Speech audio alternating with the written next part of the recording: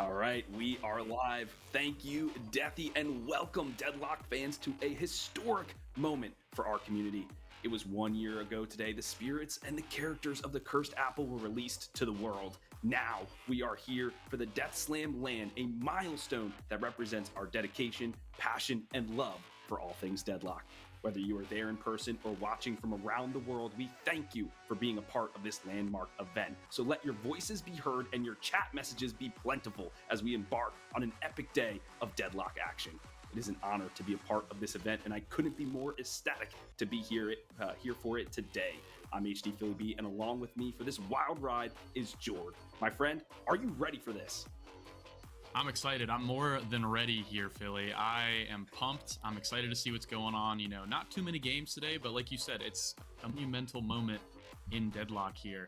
Kind of fresh game, just getting up on its feet. And even released, right? So we still got plenty of time to really develop this scene, and I think this is a great place to start with these tournaments that we have, and also now with this LAN in Toronto that we're seeing the live feed over there right next to me. Get to see some of the players. Maybe you already know a couple friendly faces, friendly here for those at home and us here. So I'm genuinely very, very excited here, Philly, to get started to these games and to see what we, are going to be getting from this tournament, right? Are we going to see anything new, anything revolutionary? Only time will tell. Absolutely. We start our day with a best of 3 play-in, so we'll take a look at the bracket here. We have the University of Toronto versus TLD. They'll play in a best of 3. The winner of the series will go on to face Deathy and the No-Name Avengers for their shot at taking home 5,600 Canadian dollars as the grand prize. So a lot on the line here for this tournament.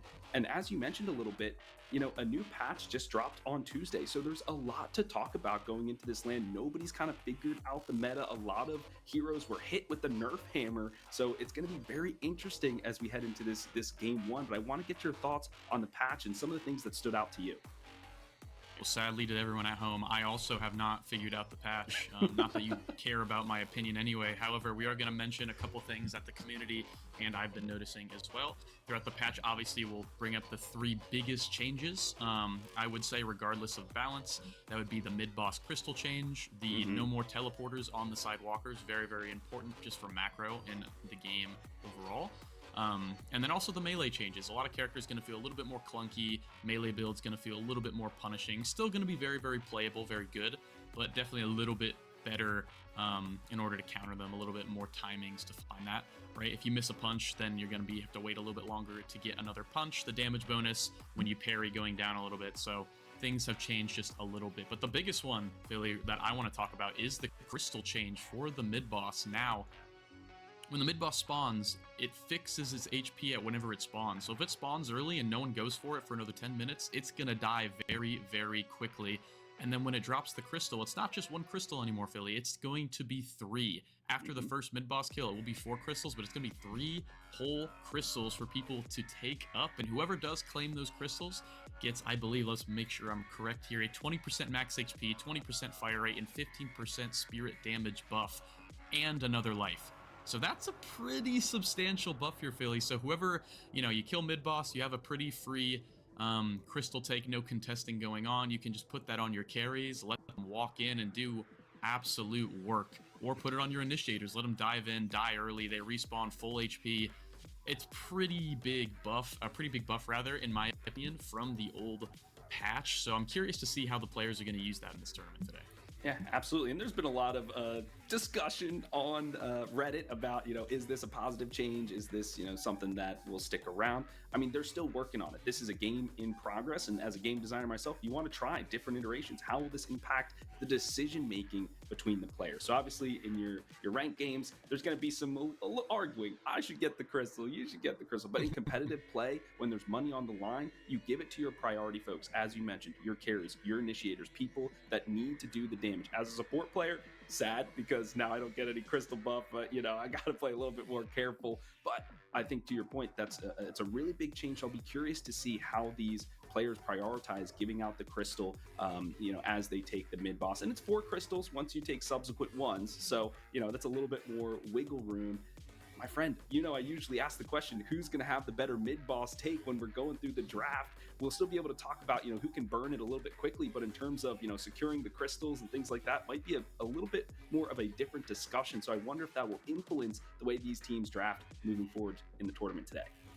Yeah, I do still think fighting the mid-boss is very important. Obviously, you can just walk in and snag one of the crystals or two of the crystals if you can, and it definitely will harm the other team a lot more, in my opinion, nowadays. Actually, probably not as more as last time, because last time, one person steals it. There's a big steal, everyone goes crazy, right? But it definitely does a lot when you're denying those 1, 2 teams later in the game 3 crystals from your opponent's carries, so you can just take them out a lot better. Obviously, I personally think it's a buff. However, I've seen mixed results, so who knows who is right and who is wrong on that one. We'll have to figure that out today. But it definitely, I think, does alter the draft in the sense of, these big mid-boss changing characters aren't necessarily as changing anymore. However, in my opinion, the characters are really good at that, like Dynamo, like Abrams, for example, are 2 I can think of off the top of my head. I think those characters are actually very strong right now anyway, just through the patch. I think Abrams looked like a big loser of the patch until you actually play him. I think he's an incredibly huge winner of the patch. Melee a little bit more clunky on him. However, with Express Shot, I think people are running now. He just one-shot people anyway off a charge. You charge, punch, auto attack. It does like 500 with Express Shot. It's absolutely stupid. So I'm curious if we're going to see that today. But a lot of the similar picks that we're going to be seeing anyway, I think are good regardless.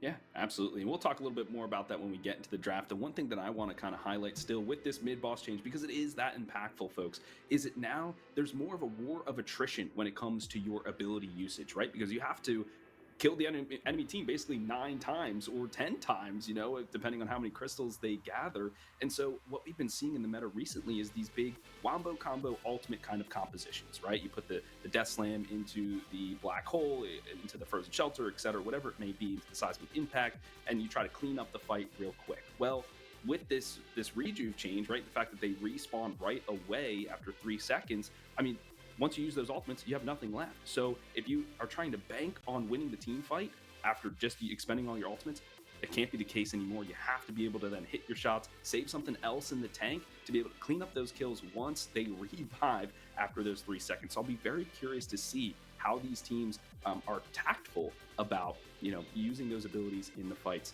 Mid-boss aside, my friend, we talked about the walkers, and you and I casted Core 6 last weekend, or the teleporters rather. We casted Core last weekend, and people were changing early on to switch up the lanes to get a better matchup. They won't be able to do that anymore. That's going to impact, how you put your lanes together here in the draft. Yeah, I think so too. And lanes probably being like half the coin there, right? Lanes, you kind of have to stick with your lanes or find after a death maybe, or after a full reset back at the shop. You can definitely find those changes still. It's just going to be a little bit higher effort, or you're going to be stuck there a little bit longer. But I think the bigger deal is later in the game in terms of macro. A lot of teams like to stack one side of the map and either leave one person at the other end, or have someone ready to come back and teleport to catch that wave. You can't do that anymore. So you now need someone, unless you're just going to give up that whole side of the map, give up that whole walker. You kind of have to have someone ready to be there at all times, whether so characters like Mirage, like an Ivy, characters that can really quickly get there, I think are going to be pretty good prio in my opinion. I think Mirage is already pretty strong, so we're going to be seeing him a ton today in both tournaments as well as today with the LAN, right? So I think that's going to be a pretty big prio. I think characters that can find that 1v1, find that split push are definitely going to be pretty interesting to see if that's prioritized or not. Not quite sure exactly what these teams are thinking or not. We'll have to see as we get in there, but you can't just walk up to the back, go, oh, I'll catch the wave after the fight, and then go catch that wave. Even if you win the fight, your walker is going to be dead by the time you get back there. Yeah, so a little bit more of that macro decision making, right? When you design the game, it's all about how do you give those players a decision point, right? And that's how you create your tree. And of course, in MOBAs, there's decision points to be made at every single second of the match. And now here's just another wrinkle for your mind to kind of parse through as you're trying to survive here in the Cursed Apple. But you make a really good point. Ivy, not touched at all in this most recent update, so could be a very strong support. We know she's already a really good laner, kind of facilitates their carry, and especially how important the early game is in Deadlock, could be a high priority pick. Mirage, Base bullet damage reduced by 10%. Maybe a lot of people are cheering for that, except if you're a Mirage main out there. But still, I mean, that guy is just clicking. He is clicking heads, and he's a very strong laner. No competition is as ruthless as the Esports World Cup, the club championship trophy, awarded to the one club that rose above the rest. The game trophy. When a competitor closes their eyes, it's all they see. Every participant earns a key engraved with their name. Only one can become an EWC champion. The frame of the champion's key is embedded into the totem. The keys of the eliminated will be crushed. At EWC, nothing is granted. Everything is earned. To boot. So I think, yeah, still high priority. The other person that I'm kind of thinking is still going to have high priority for me is Vindicta. Wasn't really touched too much, had a quick little like meterage change to the tether, but other than that, I mean, the bullet damage is still the same. She's going to be very strong here. So I would imagine her and Infernus will probably be the ones being picked up. I saw Zergy and Deathy all playing Infernus a lot over this past week. So I would imagine the bartender probably going to go pretty high here in the draft.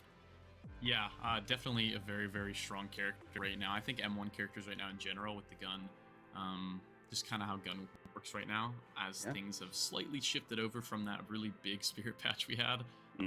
I think Infernus very, very strong. Another character I think is a big winner of this patch is actually Wraith. I think Wraith is absolutely disgusting right now. I've seen a lot of people just destroying lobbies with her. I think she does... Last patch she was pretty good. However, now she just... I'm not exactly sure, to be honest with you, exactly what happened. I mean, obviously the bullet increase helps a lot and the damage growth helps a lot. Maybe that was just enough to push her over the edge, but for some reason, she's been being played everywhere. She's been destroying everywhere. So I'm definitely looking at that character today, who is going to be picking up the Wraith just as that other bullet option. And then one more thing to talk about, I think, character-wise, that did get hit a lot, but people have pretty mixed feelings about it, is Shiv. Big nerf on Shiv. However, I've heard a lot of people say that he's still good. He's still, it doesn't really matter that much. He's still doing a lot of damage. He's still doing what he needs to do. Maybe it's just slightly more annoying to play now that his rage falls off a bit quicker and only can stack on players. It does not stack on the denizens in the jungle anymore or anything like that. So you definitely have to poke around from afar. Find those knives means a lot more nowadays, I think, than before, where you could just get rage once and then keep it up as long as you're keeping your jungle up over and over again, which I think is a good change personally. Sure. So I'm curious to see if people will still priority him or not, because last patch he was first picker ban no matter what. So I'm curious to see if that will change. Yeah, absolutely. So his skill cap is kind of just escalated up a little bit more, and since we have some of the best in the world coming out for this LAN here today, especially on the no-name Avengers that has, Deathy and the like, definitely could see Shiv if he does squeak through. Something I do want to highlight a little bit about is some of the item changes, and I think that exemplifies the effect that the M1 damage is going to be that much greater because the resistances have been decreased on a lot of the items, and we'll talk about that. But what I want to talk about now is the draft. We have it ready for you. I'm excited to get into it. Excited to get into it here, and for those who do not know, we will be casting this first play-in, we're going to be calling it. There's only 3 teams in this LAN. Like I said, a little bit smaller side of things. Things kind of were a little last minute. However, still monumental nonetheless. We're going to be having a very beautiful best of 3 from the University of Toronto versus TDL. So we'll have to see how this game goes off here. And as you saw in the bracket earlier, the winner of this will be going to face a lot of the familiar faces and names you might have seen over in the, I believe, No Name Avengers later on today.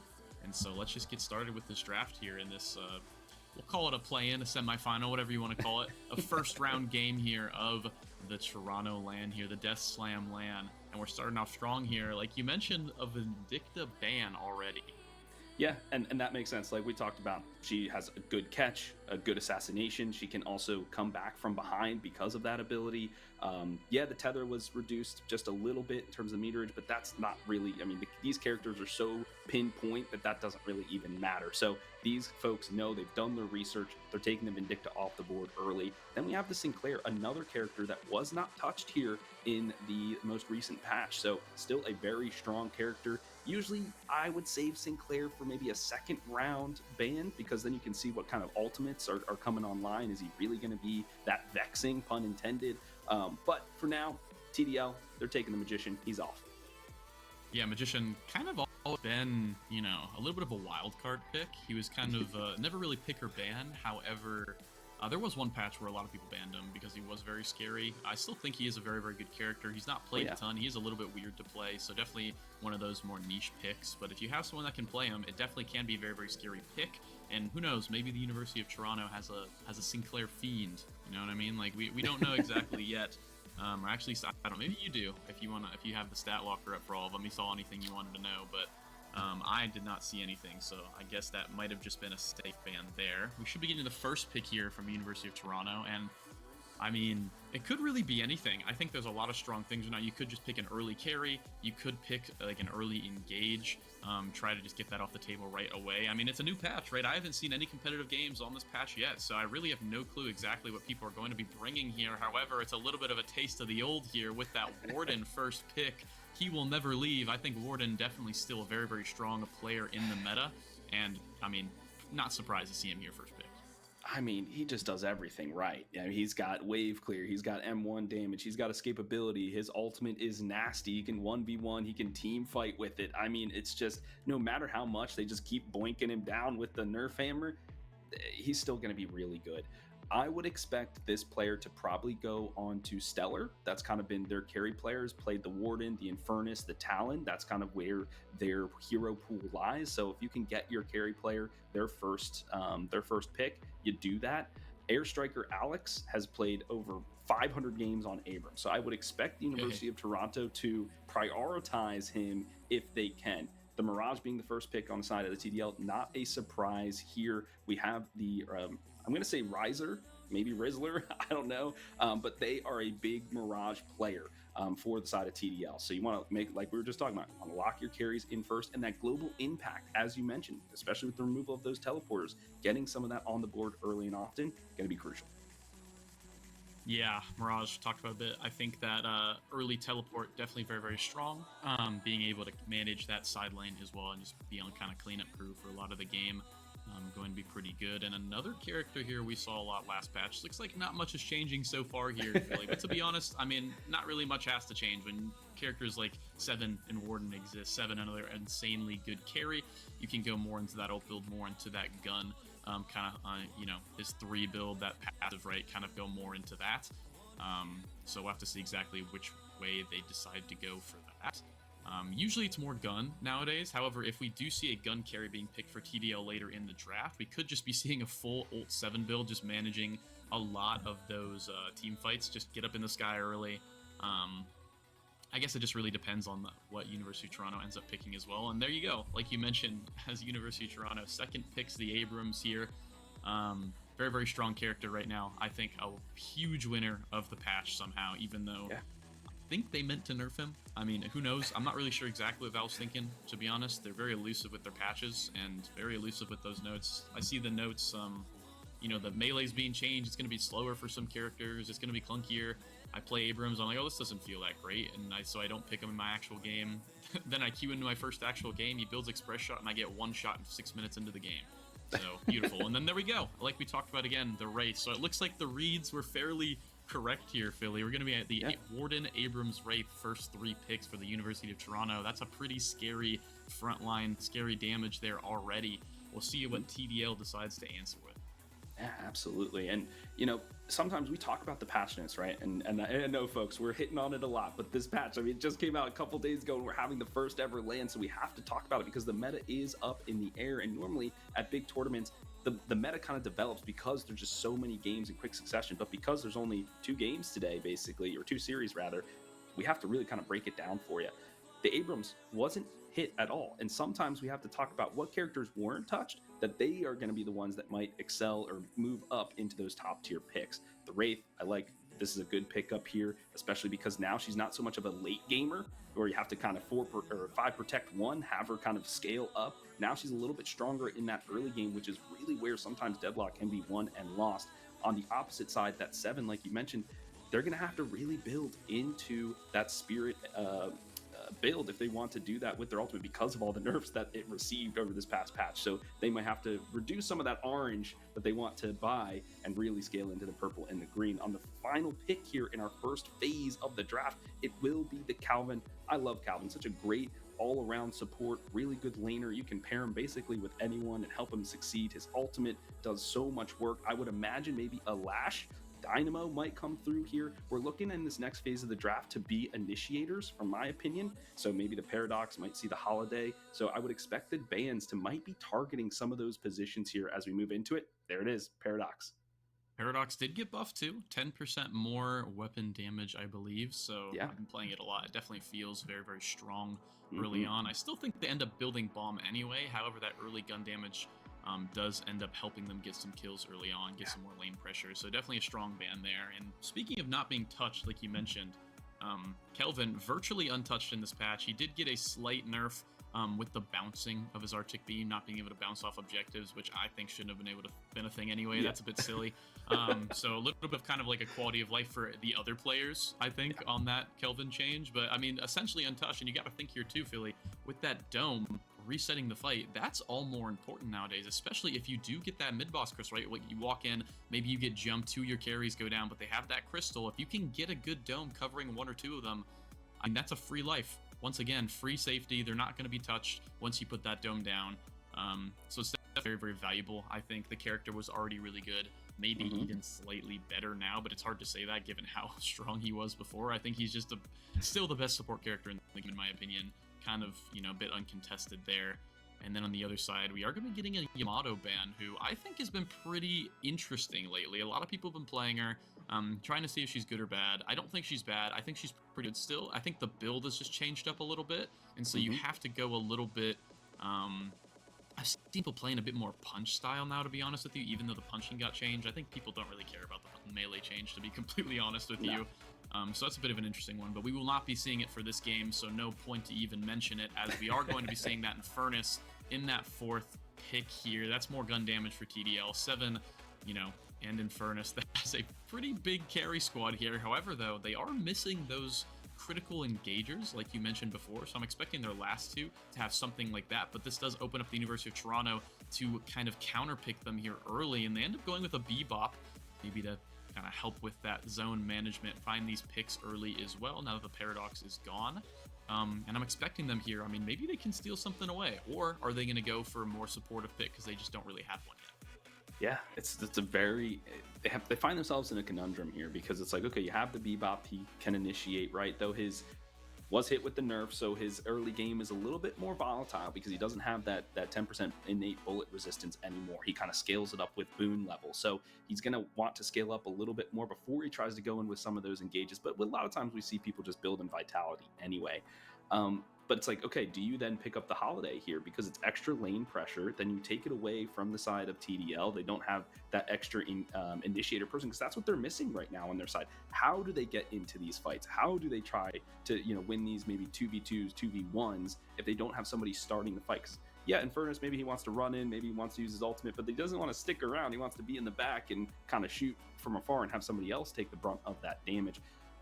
We do know that Lalo, who was on the No Name Avengers, is helping out TDL, kind of subbing for them for the LAN tournament here, is a big Mo and Crow player, Dynamo player, Ivy player, and they still haven't picked up a character for him. So I'd be curious to see if maybe they get a Mo and Krill. We know Mo and Krill with the Infernus is pretty good.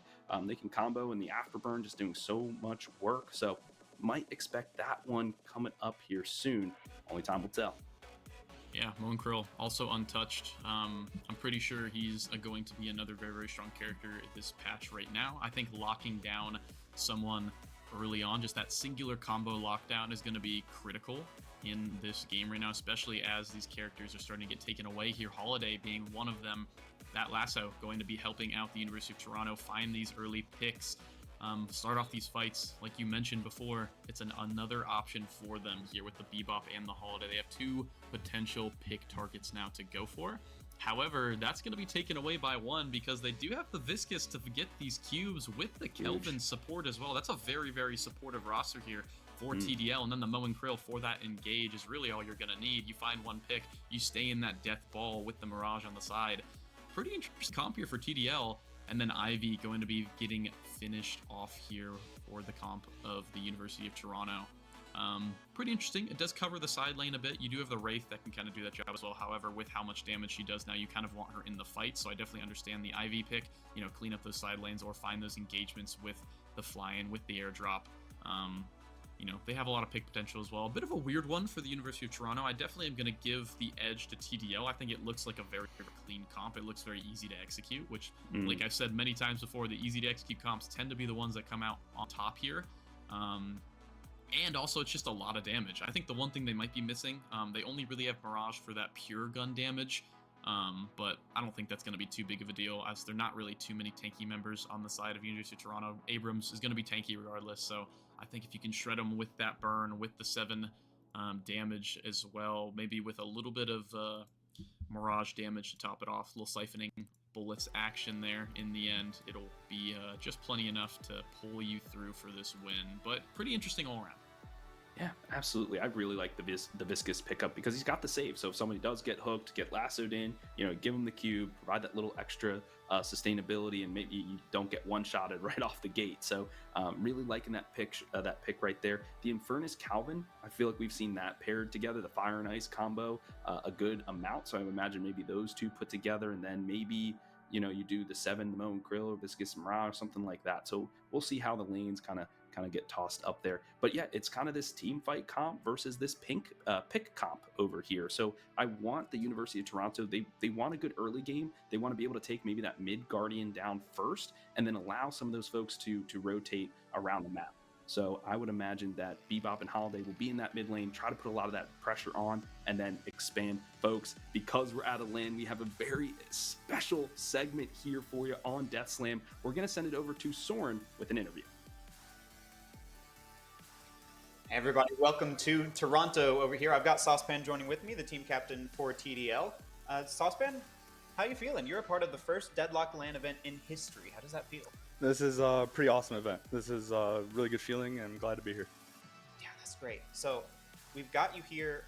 We've got the draft up here on screen. How do you feel about how the draft went so far? It's a very interesting mix of styles between these two teams. I don't want to give out too much, but it's definitely like a player choice and hero pool issues. Obviously, we kind of get a team together, but I think it's a very solid draft so far, and I think we're gonna have a really good game. Yeah, you mentioned hero pool issues. You've had a lot of changes between the qualifiers a couple of days ago and coming here. I know that there were some issues with players being able to make it to Toronto. How has that affected how you prepared for this match? Not affected too much. We got the players here. That's all that matters. We're here ready to play. We're gonna kick some ass. That's true. We're all here to have fun, no matter what happens in these games. So what's something that you want to highlight about your team and what they're doing that maybe the viewers can watch for? Something strong that you're good at, or a particular player you want to shout out? Definitely gonna be looking out. Just definitely looking for smaller plays, not just the big death ball match meta as of last patch. Definitely looking for those little smaller interactions, a lot of split pushing today. Yeah, all right, there you go. Thanks, Saucepan, for joining us. Thank you. See you in game. You're the best. Thank you. Thank you, Soren and Saucepan, the captain for TDL. Saucepan, kind of the carry, right? Plays Infernus, Geist, Mirage, and so they have 2 of those picks in the draft there. So looking forward to seeing what Saucepan can do. What cookery will he have here in the Cursed Apple? But I really want to hit on what Saucepan said. It's more now about these tinier engagements. How do we win some of these 2v2s, 2v1 sort of situations, and then allow that for us to snowball throughout the match, take some Guardians, take some jungle farm, etc., and play that more macro level game off of that. So a really intelligent piece there from the captain. Yeah, it's actually funny you said that, because that is really my question too, on how they are going to win these smaller engagements, because the side of University of Toronto has a little bit scarier characters for those little ganks, those little skirmishes early, especially in that early mid game, with that Bebop, with that Holiday, with that Wraith, that Abrams, and all these characters kind of thrive in that gank type scenario. And so we'll have to see if TDL can keep their cool, find some good positioning, maybe get some solid Kelvin and Viscous saves here. Moving Krill from the top ropes, finds a combo out of nowhere, A lot of cool things could happen with that comp. However, it is going to be a little bit more difficult, in my opinion, for them to execute that early game if they're not set up correctly. But on the other end, you do still have a Viscous, you do still have the Kelvin, you do have a lot of insurance to make sure that your carries survive, make sure these characters are able to make it to that mid to late game. So I think they'll be just fine. I think we're going to be getting a pretty good game here, and I think University of Toronto is going to set the pace for not only this game, but for the day. See if they can get some early picks, get some early kills, early lane pressure, or if it's going to fall short and TDL will just steamroll them over in these fights.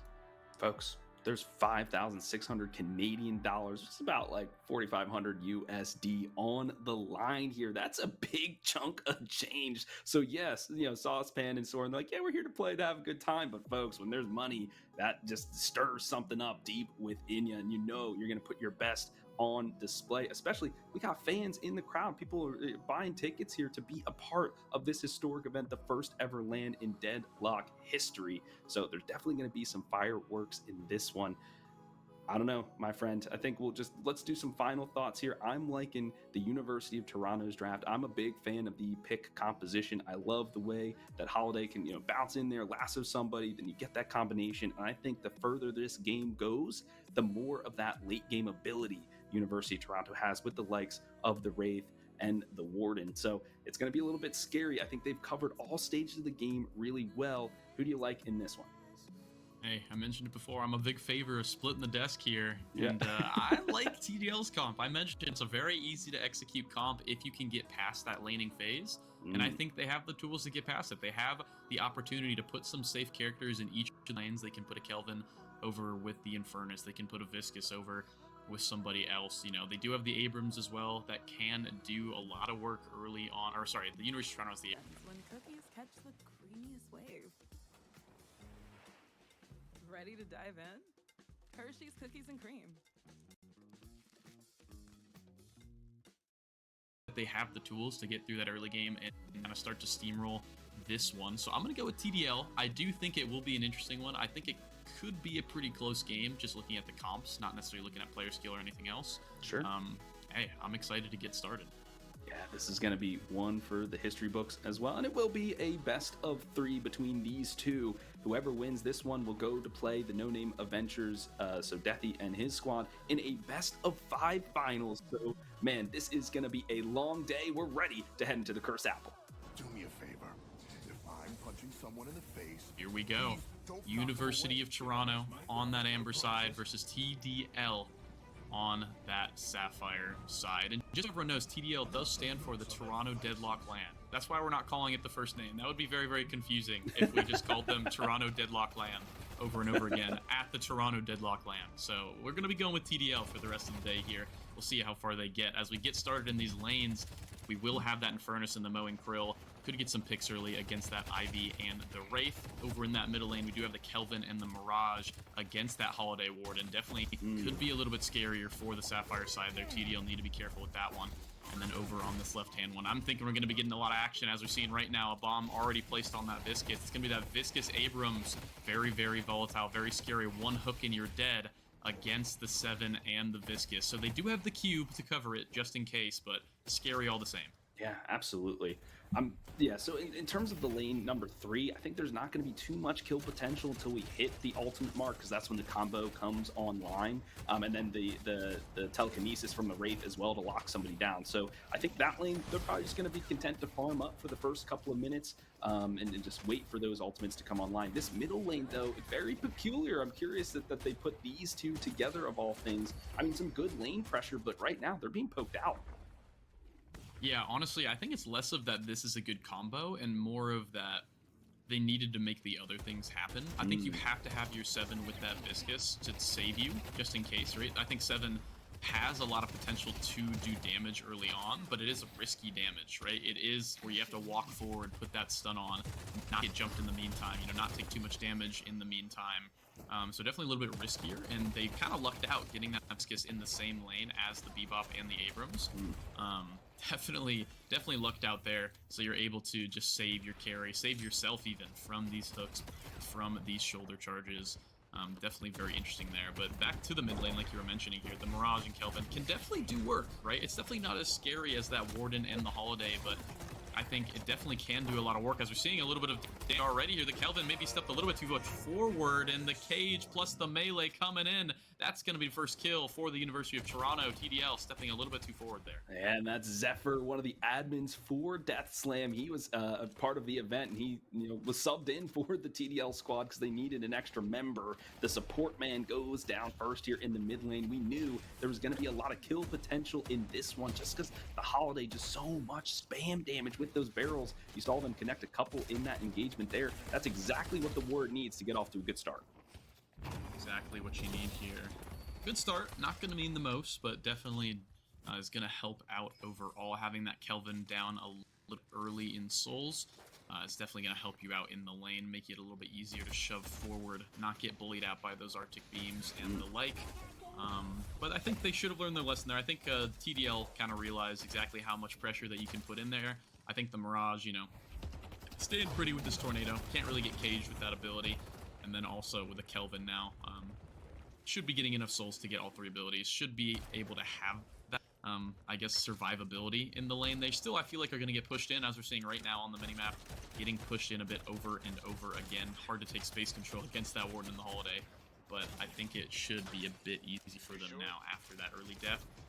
One thing that we haven't really mentioned a lot, though, is that right-hand lane. We're seeing a lot of kind of stalling in that lane, kind of back and forth, pretty much 0 tower damage on both sides. I'm not really too sure exactly what's going to happen there, but I am going to be watching for those ultimates, for when that combo comes up, when that Inferno ult comes up, to see if we actually get anything. Yeah, like we said, they're going to be biding their time until that 3.4k soul mark, and that's how we know the fireworks are about to be unleashed across the Cursed Apple. Here's the Mirage going really deep. The Flask, though, a snipe from downtown, stellar on a tear. Already has 2 in this one. The Alchemical Flask from downtown there, a little 3-pointer onto Riser there.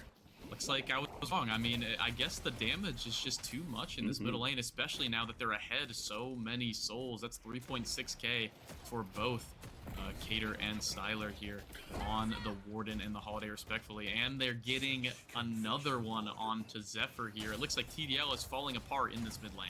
Oof, and that's, you can only sustain for so long against the magical or the spirit might in that mid lane there. So having your Warden kind of fed is a little bit scary. So TDL, they're definitely going to have to be communicating about that.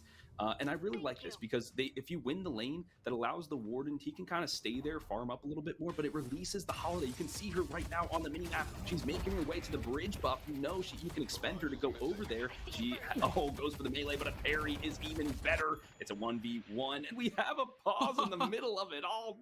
No! The first one of the match. It wouldn't be deadlock if we didn't get a pause. A little unfortunate there with the pause. Pretty insane fight. I think the Holiday had that kill, but then the parry turns it all around. Lalo, with that Mystic regen, is going to start healing up and is going to start putting out that damage. That burn already procced on Decatur. I think the Holiday is going to start running away. Look on the chat. Don't do this to me, says the Holiday. Very, very scared here. Even though you have that soul increase, you're losing this fight. I'm not sure if it's going to be able to turn it around. We'll have to see, as we are going to be restarting here in 2 seconds. Never mind. I didn't see who got the buff because, that could be impactful here as well. If they get the gun, gun damage. Holiday did get it. Okay. So depending on what it is, if that's like the health buff, then maybe can stay around a little bit longer. But like we were talking about right before this, now that they've won the lane in the mid, that allows the Holiday to then make these rotations, right? Go to the bridge buff, get whatever it is, then go to lane number 3 and turn the tides in your favor, win that stalemate, and then you can get that Guardian pressure, which then changes what is happening in that lane. So I really like the strategy going here for the University of Toronto. We're going to take a little bit of a pause as the University of Toronto team needs to disconnect and reconnect, all part of LAN things. Yeah, a little LAN moment, so we'll be back shortly. They're figuring it out, as you can see from the live feed there. I guess that way. Live feed there. There we go. You can kind of see exactly what's going on here with the teams hopping up, seeing what's going on. The PC's just off. Okay, they're figuring it out. So it'll be a little bit, ladies and gentlemen. We can talk about kind of what's going on here in the game. One thing that we didn't mention, kind of while that craziness was happening in that mid lane, is that right side lane for the Infernus and the Moen Krill, rather. they managed to chunk out the Ivy very, very far to where the Ivy went to go run boxes, went to go heal up. They got about half health damage on that tower, actually. So they started getting a little bit more damage, a little bit of a soul lead there on that right-hand side. So TDL, while they're losing in the mid lane, did manage to get a good chunk of a lead on that right-hand side. And the Infernus, definitely someone you're going to be wanting to get ahead early. And Lalo, as we're seeing right now, on that pause coming back here, if he can manage to get that kill, I think that's going to skyrocket this Infernus to get TDL back into this game. Yeah, absolutely. And then if he's ahead, you feel even more emboldened to go for the combo ultimate ability. Then maybe go with your concussion combustion, lock him down even further, and then find some eliminations there, get that early guardian, freeze up a little bit of that map. So yeah, there's a lot of things on the line. Just because we're saying, oh, the mid lane is kind of going one way, you got to look it's a whole 3-lane game. You got to look across every single side and see how it's going, the interplay between them all. My friend, something we didn't really mention too much in the draft is that there was no Lady Geist and no Lash. Lady Geist had some pretty notable kind of changes to how her kit operates. She kind of was been tapered off over patch, kind of been lower priority. Now, non-existent. Yeah, kind of a weird change to the bomb. Honestly, I'm not really sure if it's a good, bad, I'm not really sure exactly what that means. It's a bigger radius, a little bit higher cooldown, doesn't stick to things anymore. I think I'm reading it right here. The tier 1 changed, so you're actually getting even more radius instead of less cooldown. So it's interesting, right? It's a little bit faster, a little bit wider, so it's easier to hit, but it's going to be doing a little bit less, and you're going to be throwing it out a little bit less often. Right. So, I mean, kind of a toss. So had definitely I think it's kind of a nothing burger change, to be completely honest with you. I think the character's still about the same. To be completely honest with you, Billy, I think the character was kind of overpicked early. I think it's definitely a strong character. It's a safe character. It's not like you're going to pick Geist and then, they're going to slam a character that just perma counters Geist and the game's over. Sure. That's just not happening. Like, you pick Geist, it's Geist. You're getting spirit damage. You're getting a little bit of gun damage. It's just one of those hybrid carries that you're going to be able to do a lot with. One of those kind of frontline characters as well that you can flex into those defenses.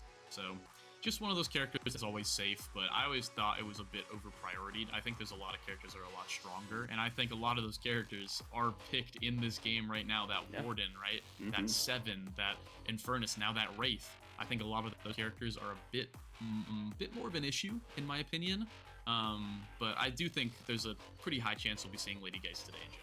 Yeah, absolutely. And I'm always of the opinion that when they first created the game, it was the 4 lanes, and they created characters specifically to kind of be in those 1 lane 1v1 situations. I always call Lady Geist a duelist, right? A 1v1 specialist. Really wants to take those 1v1 engagements because she knows she can turn it around with the use of the soul exchange. So just wanted to point that out there for the folks at home. There was a nothing burger kind of change for my sheet that I have the stats. I put anything that's kind of just an adjustment in yellow. That's how it's marked here on my spreadsheet. So definitely something there. But then the Lash, right? A good initiator, a great ultimate, not picked up in this one. I mean, going through the stat locker, looking at everybody who is playing in the LAN today, not really any Lash mains on either of these squads. So as Saucepan alluded to, some hero pool kind of issues going on, right? Can someone even play the Lash? If you can't, don't even pick him. It's not worth it because you still have to execute on some of those major abilities, and he's kind of the keystone piece if you do select him in your draft. So just wanted to throw that out there as well. I'm sure we'll see Lash, though, further into this tournament. Yeah, I mean, hey, who knows? Maybe Deathia pull it out later. You never know. I mean, it is the Death Slam tournament year, so anything could happen. I think for this game in particular, the Lash wasn't picked because, like you mentioned, I don't think there's really any Lash players on TDL, or at least anyone that really wants to prio it. Or sorry, not TDL, on University of... Oh, no, sorry, yeah, I was right. On TDL, excuse me. The pause got me all frazzled. Thus, hopefully, this is the last tech pause technical issue we have. I really hope so. If we have it again, it's a little bit out of our hands, unfortunately. So we're really doing everything that we can. Yeah. We're going to throw it to the casters. Thank you guys so much, and hopefully we can play some Deadlock and see some Deadlock happen today. Oh, yeah. I'll see you later, chat. Bye-bye. Bye-bye. Welcome back, Deadlock fans. HD Philly B and Jord here. We are finally back into the action. I couldn't be more ready for it, and we have it's a standoff of epic proportions right now over the bridge buff. I mean, Creator has gotten the bridge buff, but they are in a sticky situation here, friend.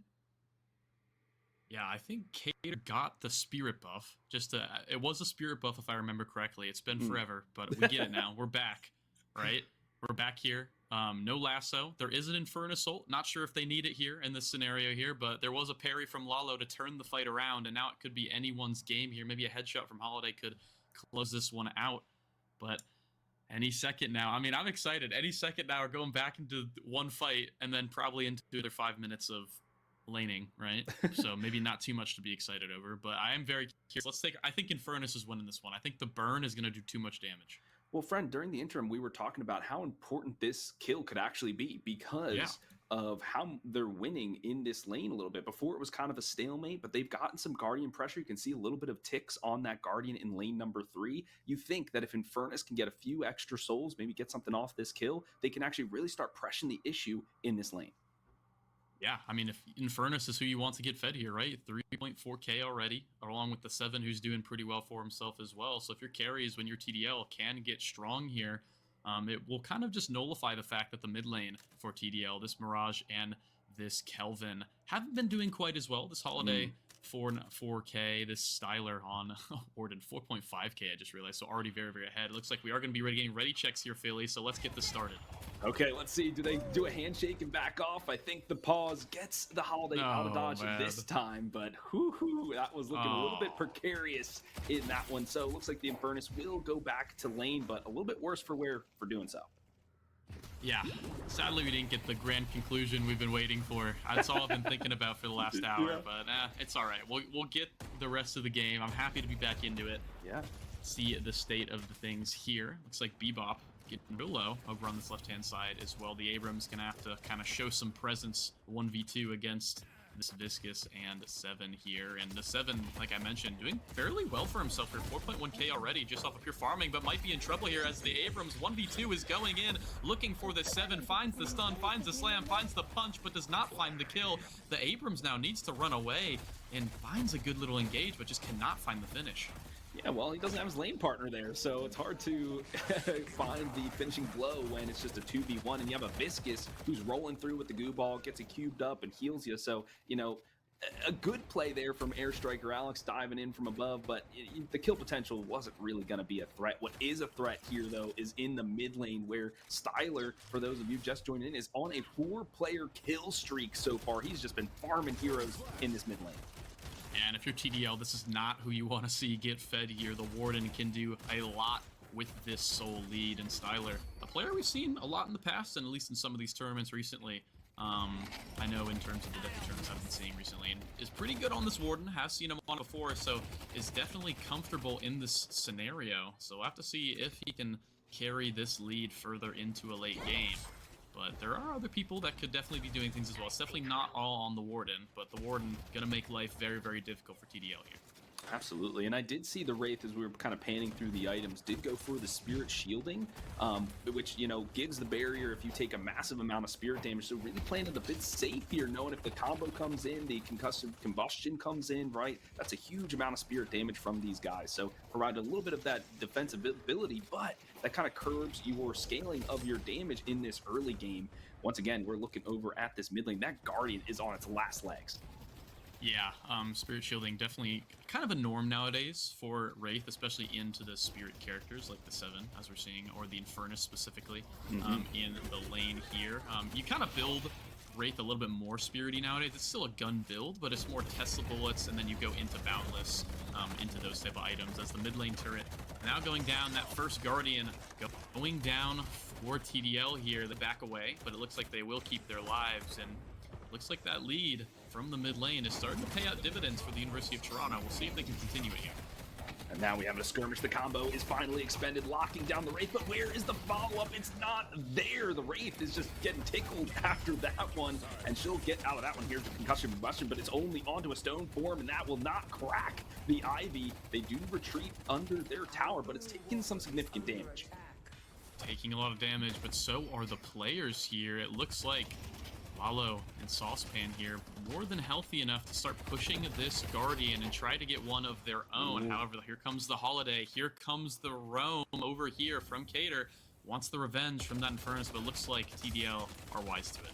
Yeah, they sniffed that one out, and that's exactly what we were talking about For the folks who are just joining us, it's this mid lane. Once they win it, they allow the Holiday that can make these roams, make these ganks across the map, and then kind of press the issue. Whereas the Warden can kind of stick here. He's farmed up enough that he can kind of survive the 2v1. He has the last stand, so he'll just be farming up troopers, accelerating his scalability into this one. And then Holiday's free to do whatever she wants to. Really, right now, hanging around this lane number 3, wants to get something done with this Infernus and this Mo and Krill, knowing that both of the ultimates are expended. Finally, on lane number 1, it's the Amber Hand getting the upper hand here. Yeah, it looks like the Bebop and the Abrams finally exerting some of their presence here, as they kind of have been trying to do all game. It looks like they're a little bit ahead in souls, so they're able to shove in this Viscus and this 7, who are really just playing their lives at this point, right? You don't want the 7 to die. You want to keep him safe, keep him farming souls over and over again, get as high as you can. Same with this Infernus, and here comes another hook though, but this time they get the Viscus, who is going to be more than safe into here. It's actually the Bebop taking the brunt of that damage as the cube, or rather the ball, coming in, stopping a lot of this damage. And another engage over on the other side here. It looks like this Infernus and this Mo and Krill are starting to get pushed in a bit, and we're seeing the spirit damage, the card damage coming out from this Wraith is so much. Yeah, it has that extra charge online and the Quicksilver reload as well, so you can just be spamming those things all day. But now it's like a 3v2 over here. The Warden is just fine to stick in the mid lane like we were talking about. This Holiday just putting it in, another combo, this time locking down the Wraith again, but she uses the slip but can't escape. Lalo gets another shot in there, finally takes down his opposite number here in lane number 3. And that's 8k for both Saucepan and Lalo here. That's very, very huge for TDL. You got to keep up with the Warden. Styler almost at 10k here, so trying to keep up as much as possible are the carries from TDL just to make this game, you know, survivable to get into a late game, which I do believe TDL should win looking at the compositions here. But the University of Toronto running a bit of spoiler to that. They were ahead in gold for a long time, but now they're back at about even after that play. And really, it's only the Warden that's ahead. Everybody else is about even or behind, as Lalo now getting that Guardian over on the right-hand side here. It's going to be 1 Guardian to 1 on both ends. So pretty even game, which is exactly what you want if you're TDL. Yeah, we were talking during the break, like, hey, is this going to be kind of one-sided? Is there a way back into this one? And it's through those folks on lane number 3 for TDL, the Infernus and the Mo and Krill going to have to be working in tandem to get the, you know, could keep pace with this Warden who's at 10k souls. I mean, that's pretty far ahead. The Urn, though, my friend, it's on the map here. Both of the teams kind of looking at it, kind of not. It depends on if the Holiday makes that rotation. For now, though, we do have a hook in. This time he gets the right target. It's the 7, but immediately the cube comes through. The Abrams, though, a shoulder charge in, but thinks better of it. That Guardian's still very healthy. They don't want to dive it just yet. Not diving it just yet, and this is kind of why you want that Viscus with the 7. 7 is a character that has to make himself vulnerable to do damage. You know, you see later in the game with his ult, you know, he's hovering in the sky, he's a free target, right? However, with the items that he builds, it is a lot harder to kill him in that ultimate, and it's the same in lane. He has to walk up, be in range, be in, you know, line of sight to actually do a lot of the damage that he's going to do. He's not quick peeking, he's not throwing out an ability and running away. He's got to stay on you, and he's got to run after you, which makes him very vulnerable. This Viscus is the perfect pairing for that, especially against the Bebop.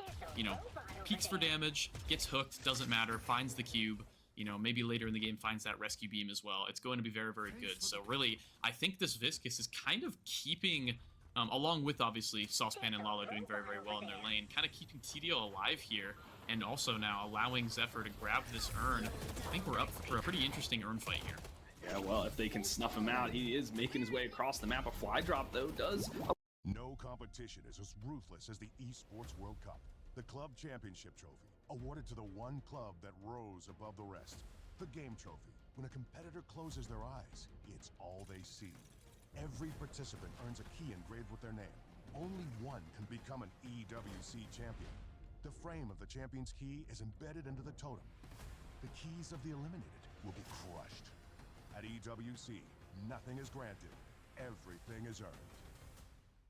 Allow the Ivy to kind of change the favor over here in lane number 1. A good pull from the Bebop to save the Ivy from under the tower. Here is the Storm Cloud. It is zapping everybody, but a Seismic Slam will take him into the dirt, but it will be Air Striker Alex who falls for the dive under the Guardian. Yeah, Alex, realizing that the fight is lost, needs to try to make a miracle happen, finds the 7 with the Seismic Slam. However, just a little bit too little of damage in order to find that kill. It looks like attributions in the whole squad of TDL there, with kind of the fence on that tower, managed to pull through. And at the other end, Zephyr puts in that urn, and they also are now getting a push on this Walker, but they need to be careful here because here comes an Abrams and here comes a Holiday, angry, wanting to get a play back. Yeah, a little bit of a revenge for the detective. For now, both of the initiators, they're just going to hold this Walker. They don't want to get anything, any more damage onto the structure. But yeah, Zephyr on the Calvin, just easy turn in, slam dunk for the urn. And that's accelerating their farm here right now. They're up 5k souls, not insurmountable by any means, but it's still one objective in their pocket that they have won. The Warden now, he's kind of making his way back to the mid lane, has the final stand online. Will he let it fly? Right now, the Arctic Beam is kind of just deterring him. They expend the Frozen Shelter of all things that allows the Warden to channel it up. And here it is, the final stand. No Guardian to save Zephyr now. He may have run the urn, but he has run out of time. The Calvin eliminated. Can they find more? No, the Mirage will be able to get out of this one. And beautiful layering there from Styler on the Warden, finds the cage on to that Kelvin. Kelvin panics, puts down that dome, does not want to go down, but when you put down that dome, you're kind of trapped in there yourself, right? And with no teammates around you to help out, that allows the Warden to charge up that last stand and start to, change the world, as they say here. Changing the game, as that's another kill for the University of Toronto, and this is exactly what you want to see if you are the Amber squad. You want to get these picks, you want to get these early Guardians, this early map pressure. Do not make it easy for TDL, and it looks like they're starting to do just that. Oh, it's those barrels from the Holidays. She's just spamming them like nobody's business, and a good direct hit on the Viscus took them low enough where they were running for the hills, and a couple of crack shots to the back, take them down. The bridge buffs now back in. The Wraith able to make a rotation over to that one. Looks like Amber Hand will collect both of the bridge buffs here at the 15-minute mark. Both buffs going in here. It looks like TDL are trying to stabilize things after a bit of an explosive play there from University of Toronto to get another Guardian. However, they still have one to get to earn that flex spot with the 3 Guardians on that right-hand side. And it's going to be 2 for TDL. But you expect that, right? TDL, looking at their composition, you don't expect them, unless they hard win lane, to be getting these early Guardians. You expect them to kind of group up, find a fight, and then get something in return. But it looks like at the 15 minutes, we are going to be getting another urn, and it will be TDL who takes control of the urn yet again. However, if you look over on that left-hand side, both pick characters for the University of Toronto, Holiday and Bebop, are waiting in the wings for this urn. Oh, yeah, and they just have to face a Viscus, which, you feel like if they wanted to go on him right now, they could maybe turn the fight and then make Zephyr think a little bit about turning this urn. Now you see a couple more members from the Amber Hand heading over there. You have both the Wraith and the Warden. Their ultimates are all online, folks. So, anybody who gets caught out, they can get picked up, slammed down, and just eliminated here. So this is going to be a contentious fight. The combo is the one to start us off, but it's on the Abrams, one of the beefiest lads in the league. He goes for the seismic impact, but probably just to get away. Moan Curl chasing him down, but not fast enough. Now the goo ball expended, and you can just hook him right back in. It's a goody gumdrop here for the Bebop, but still so much resistance for that green apple as he is rolling away. Can the projected mine catch up? No, the card homes in, doesn't find the elimination, but still they clear the path of the urn. Zephyr, he can't turn it in, he has to drop it.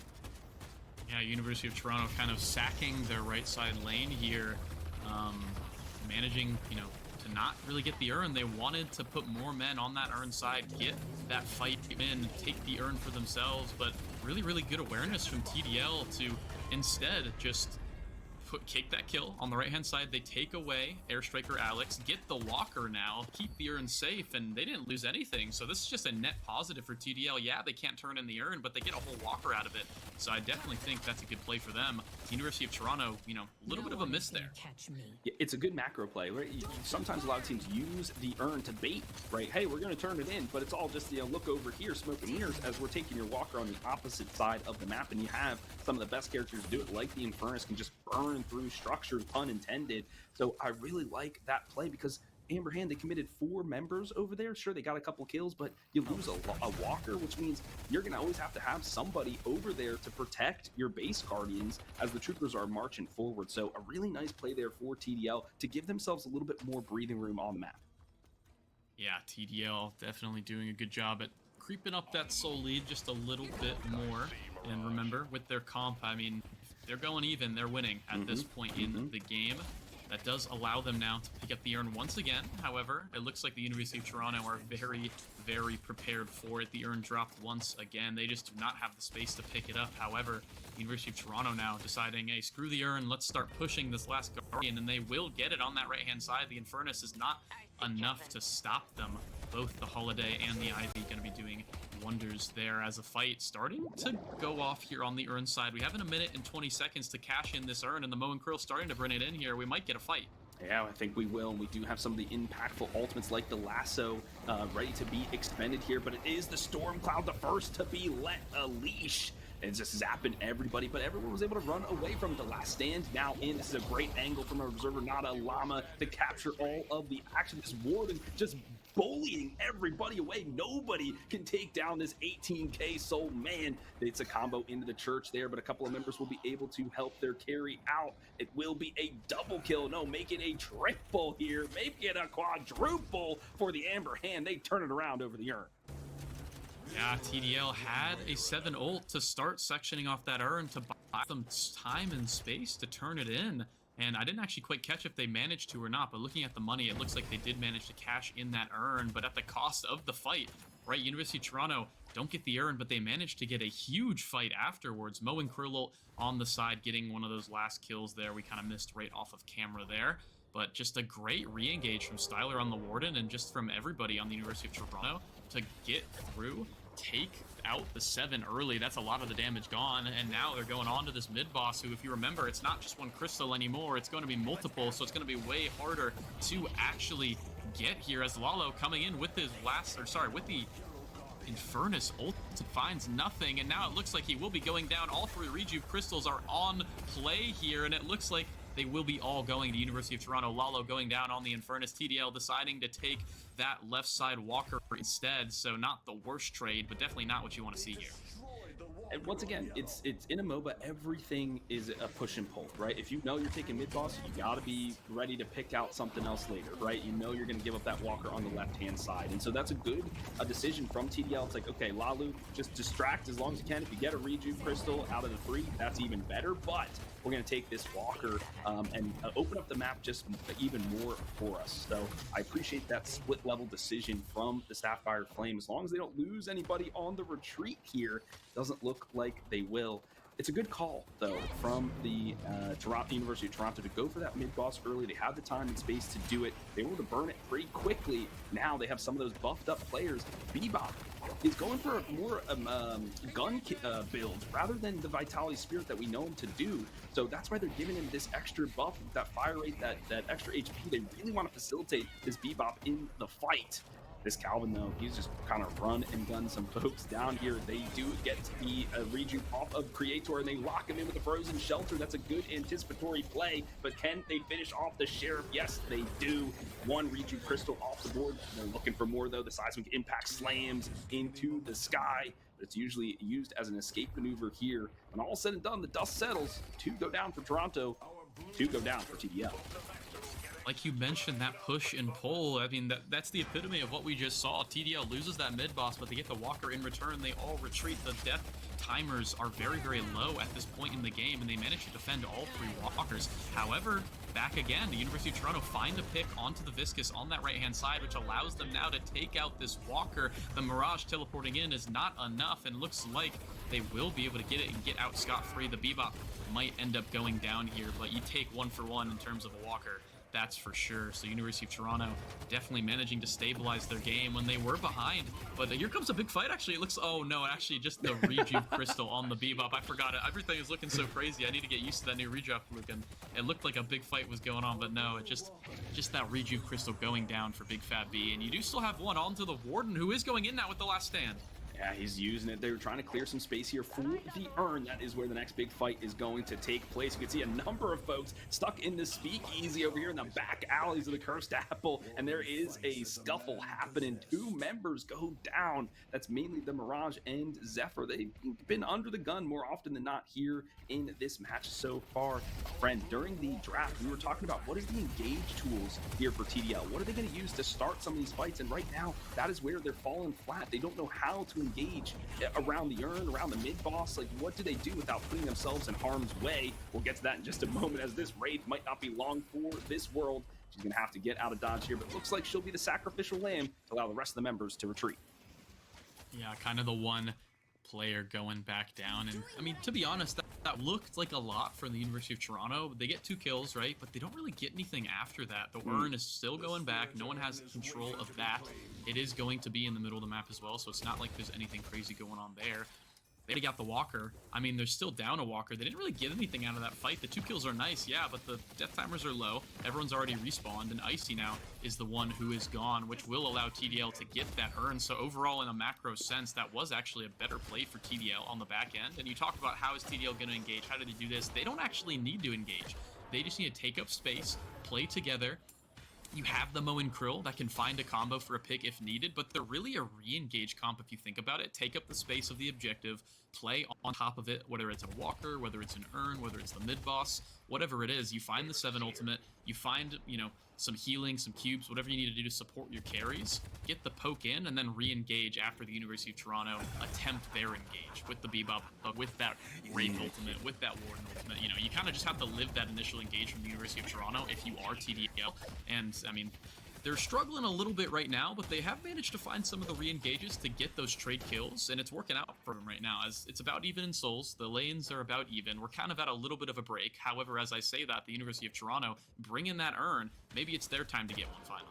Yeah, they desperately need it. They need some of those ability points on their characters, like the Holiday, like the Warden, etc. And like we talked about in the draft as well, my friend, it's now a game of a war of attrition here in Deadlock, right? You can't just rely on spamming all your ultimates to win. You know you have to layer them effectively and win the fight clean. Right now, though, the goo ball is caught out. It is dangerously low. They do find the Viscus ahead of the urn, but it's not going to open it up, this objective, just yet. Still 4 members available, and the Mirage can be diving in at any moment. Tons of abilities that Combustion use. The Stone Form smacks right into it, but it's the last stand that we are looking at. It's the Warden. He's going to be looking to fight toe-to-toe with some of these, but against 2 carries, maybe not. It is the carry Bebop, however, that does find elimination on the back end. Now, a little bit of a scuffle here in this side room. The supports are going at it, kind of sectioning each other off here. It allows these 7 to re-engage into this fight. Puts in the static cloud, or the storm cloud rather, and this time it's getting a ton of work. Johnny gets eliminated, but the urn gets turned in, and a walker on the opposite map falls. Yeah, I mean, University of Toronto managed to actually kind of get the better of that. It was an even fight across the board. A little cheeky play there from TDL with the Ice Dome plus the 7 ultimate. There's no escaping that one there, Philly, as Johnny is going to be going down. But a lot of work coming in already for the University of Toronto, so you don't mind going down here. But as I say that, another fight coming in, catching off Airstriker Alex, who cannot find his way back. But as I say that, he's healing, he's Abrams, he's managing to save himself, and he gets enough time to get away. 100 HP is more than enough. But as I say that again, here's another Bebop hook. The Bebop trying to find so many things right now, but I don't think it's going to be nearly enough to find a kill. As when the dust settles, we're even on walkers now, 1-1 remaining for both squads. About even on gold. Looks like we might get another KO here as Wraith, Warden all teleporting onto Lalo here on the Infernus, who cannot get away. Maybe no, he finds a flame dash, he finds the space, he's managing to get out, and somehow miraculously he survives. I mean, if you don't have catch, right, if you don't have some sort of lockdown for that Infernus, he's got all the tools in the bank to be able to, you know, manipulate himself around the map and get out of there. The telekinesis was already expended by Icy on the Wraith, so they didn't have that crucial ultimate to kind of lift him up, slam him down, get that extra bit of damage. But this is crucial that the Infernus survives because they need him to mount their defense on this mid walker. You can see a lot of folks gearing up for it. This Bebop carry, man, you know, we see it from time to time. That's not what we were expecting. We kind of had him as like an initiator, but he's really the position 3 here. And with 30k souls, actually, maybe the position 1, they're dumping so many resources into him to really deadlift this squad. So a very interesting choice here for the University of Toronto to trust their sub in Big Fat B to really get it done. The teams, though, they have to set their waves here. You can see the Amber Hand, their creeps, so their troopers are pushing up on both sides. So they got to, you know, level those things out before they go for the next engagement. Trust in the B, looking like the name of the game, but also trust in the other carries, Styler and Icy, who, if we're looking at the shop, just got big power spikes. Icy on the Wraith, getting that Boundless Spirit, going to be monumental for the damage, for the card damage early on here. Styler getting that Lightning Scroll as well, making that last stand so much more vulnerable. But as I'm talking about that, Zephyr gets caught out, gets lassoed, gets taken down here with the Wraith ult as well. There's no surviving that, as that's one man down for TDL, who need to be careful now as they look to defend this Walker. But now it looks like the Viscous might go down. Noel needs to be careful. It looks like he's starting to get away, but the Viscous, or rather the Cube, should just be enough. Yes, he can just barely get away. And that's a sweat off the brow, because they need this Viscous to save some of the carries as they mount this defense around the mid. Walker, yes, you want the Frozen Shelter to help, sustain your team, lock people in, find that pick, right? It's that counter engage tool that we've been talking about. So every member on the side of TDL extremely crucial to keeping themselves in the game. Still, it's been neck and neck this entire time frame. It's been teeter-tottering ever so slightly, the soul leads between the squads. So far, the University of Toronto now ahead by about 7k souls, but you could expect after one fight, it'll sway the other way. Now, we actually saw the side lanes both being pushed in slowly on a bit of a slow push for TDL there. The University of Toronto had to back up away from that Mounter, or that mid lane Walker kind of siege they had going on to go deal with those waves. But while they did have to let go of the siege, let go of that Walker for now, they actually managed to get a lot of souls off of that wave that managed to stack up on both sides, because TDL, they probably lost maybe at least 2 waves on each side for them here. And a great hook once again. Big Fat B, trust in the B, managing to find yet another one. Look at all this damage coming through. The Mowing Crow with the Burrow might be enough to save it, but no, the Burrow runs that. Wraithbolt comes in to secure the kill. That's 2 ults down here for the side of Toronto, but can they survive the re-engage here? TDL need to play defense. They might not be able to, as here comes last stand. Yeah, the last stand's big, but I think it's really just to kind of push everybody away and get a little extra pressure on this Walker, and so they are doing it, and they're going to put a lot of resources because they want that final flex spot. You saw the Bebop had like 3k souls in their back pocket just waiting to spend it. But I want to highlight that hook there, because that's exactly what Poshi Pop was talking about during the little mini podcast that we have, is that even if you're behind cover, that hook just seems to grab a model. There's like some negative space or whatever that just can hook onto, because the Moan Krill was out of sight. We couldn't even see him on the screen, but yeah, he gets yoinked, right? Put into the blender, just immediately bullied. So that hook is just too dangerous, and they find another fish. This time it's Zephyr, who expends the Frozen Shelters. His dying breath, disastrous there for the support. Disastrous once again. I mean, Big Fat B finding the perfect targets. You actually need to get the carries. If you can get the supports that cover them, it makes the carries a whole lot more vulnerable, and it makes the space a whole lot easier to take, as there go Walker. Alex needs to be careful, as he is getting a little bit low from that burn. However, they're taking all the space, and they're finding all of the hooks. Rizzer going down. Big Fat B is doing wonders with this Bebop character, and now they're going to be starting to siege the base. Maybe might turn around and take this mid boss. Oh my goodness, this guy has got sticky fingers. He cannot miss, whether he's the Bebop is broken or not, he's still got to hit the hooks. And this is what we were also talking about in the draft, friend. Oh my gosh, another one comes through. We'll hold that thought, and it's on the Infernus. He has the Flame Dash. Does he use the ultimate? He doesn't have it. Big Fat B, though, does go down. They're able to turn it a little bit. The Infernus, he is feeling aggressive. He's like, all right, I've had enough of this nonsense. Let me take it to you. But the Warden's going to put him in some handcuffs. No Flame Dashing away from this. The final stand is where it'll all be said and done. The Cube, just to delay it a little bit longer, wait out that ultimate, and keep the Infernus up if they can. If the Infernus can survive, they can hold. Right now, it's a full-on brawl in the mid lane. This time, it's the fisticuffs in the combo from the Mo and Krill to lock everybody down. Lalo, with his dying breath, eliminates an opposite number. It's the Holiday who will put the badge to rest for now. My goodness, chaos in the mid lane. Absolute chaos in the mid lane, and there's still some fighting on the back end here. It looks like the University of Toronto is trying to back up. Here's the 7 ultimate. It looks like the fight, should be over now. It looks like Saucepan will be going down on the back end. TDL losing one more member. It looks like the University of Toronto is not done yet. Styler had to retreat, but everybody else is pressing forward, as we're seeing 7 going down as well. Everybody else super low, and I thought that was a fight with TDL after the, absolute miracle that Lalo did for his team. They're getting hooked, but deciding to kill the Bebop instead, as well as find another one on his way out. But it looks like the University of Toronto managed to find the back end of that fight successfully, and now they're going for this mid-boss again. Yeah, it was a little bit disjointed there from TDL, and that's what happens with hooks, right? It's an unexpected repositioning of one of your members because you have a game plan. I'm going to set up here, you're going to set up there, but when you get hooked, it's all chaos, and you just have to use your instinct to see if you can survive the fight, and that time disjointed, so they kind of fell like dominoes. Unfortunately, the Storm Cloud, I loved its usage, but I wish that TDL had retreated off of it instead of deciding to re-engage, because should they have retreated, re-established themselves, they could have at least gone for earned while that mid-boss take was happening. I don't think contesting the mid-boss would have been the best idea, but at least you could do something else across the map with your members still alive. Unfortunately, they all fell, so that mid-boss take for free, and now this University of Toronto, they're able to grab the urn. They're going to run this one home.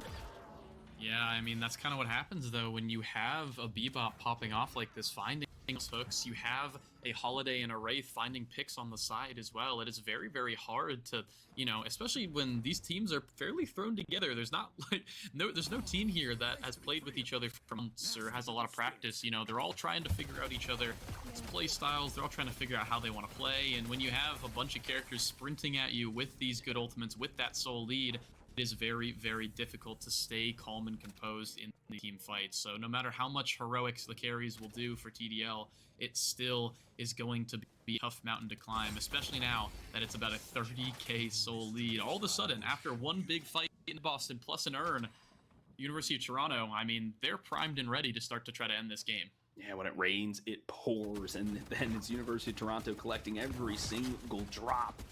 It's going to be a base defense here for the side of TDL, and if they can turn it around, great, but there's going to be no objectives on the board for them to take, so it's really just like, you got to outlast a couple of fights. However, we have 4 members on the side of University of Toronto buffed with the rejuve, so they're going to have those extra stats to the HP, the fire rate, so on and so forth. Those are going to be your priority members, but it's that war of attrition like we spoke of. You use everything, your Infernus ultimate, your Frozen Shelter, whatever, to kill them once, but can you do it again? And we were discussing in the draft how the scalability of the University of Toronto far exceeds that of TDL when it comes to just later in this game. We're at the 35-minute mark. These guys, they're fully kitted, fully slotted. They are just going to look to put the hurting on in each and every engagement.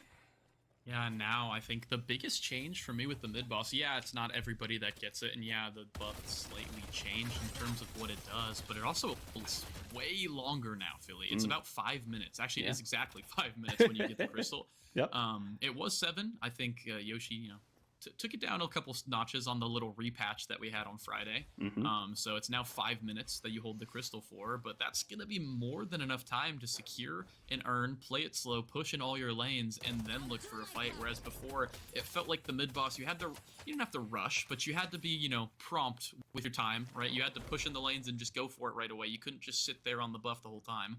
So this is definitely very, very good for the University of Toronto. And TDL, I mean, all they can really do is just sacrifice the urns, sacrifice the space, keep pushing in these lanes as long as possible, because when you have a Warden and a Wraith both over 40k with extra stats and 2 lives, I mean, that's going to be very, very difficult to deal with here if you are on the side of Sapphire right now, who really are just kind of waiting in their base for any miracle to happen. Yeah, this is going to be a very contentious fight. You'd feel like, folks, this might be the end of it if this, if the TDL falls on the urn. Then Amber Hand, they're just going to run it on home. It looks like they do just that, though. They give it up. What I would have liked to see is the Mirage on the opposite side of the map pushing, because the wave is with them. If he could ride it and at least take the base Guardians, that's a flex slot open for his squad. It allows pressure, and you're going to have to move somebody back. As they rotate there, he can just, teleport back to his base and engage in the fight. So, but they're playing a little bit scared, which I don't blame them, because when you have the Bebop hook on the other end, you don't know where you're going to get yoinked from at any given moment. And there it is. The base Guardians are being dismantled here. They're going to storm the base now. They're going to storm the base, and here comes the fight. Icy looking for a lot of damage as TDL just trying to get the wave without dying, but it looks like one of them might fall. But no, they are managing to all retreat for now, as there goes the lightning scroll, there goes the stuns, there goes. At Domino's, you can pick 2 medium 2-topping pizzas for only $6.99 each and feed your whole crew. Or you could spend $6.99 on a burger, which isn't enough to go around. 2 medium 2-topping pizzas for just $6.99 each for the win. No matter how you slice it, nothing compares to Domino's. If it's gorgeous you want, look for the grit. Because it's the pros who are out there, pulling together dozens of projects a year. And they know where remarkable is always in stock at Floor & Decor.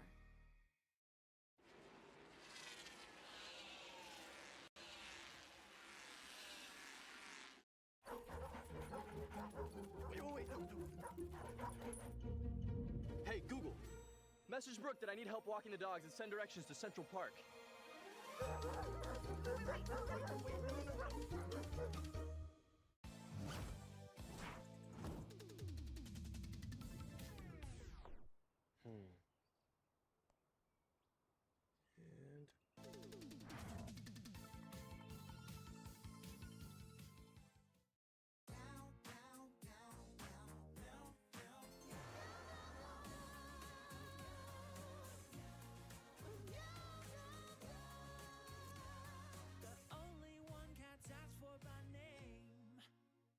The peel for all the members of TDL, and they managed to clear both the waves, but not before another one on that right hand side is going to be coming through here. One shrine going to be down, the second one soon to follow. All TDL can do is sit and watch from the home base. Here comes Lalo with the engage on the Infernus ultimate, finds a big one. That's 3 men that are going to be taken, and it's one off the board. Cater, no Reju Crystal to be found there. The 7 ult, the re-engage, managing to find such a strong ultimate here. Here comes everyone from TDL, a strong fight getting both members of University of Toronto without the Rejuve Crystal already off the board. It is a 64 with the 7-0 on the board. I think University of Toronto have no choice but to retreat for now.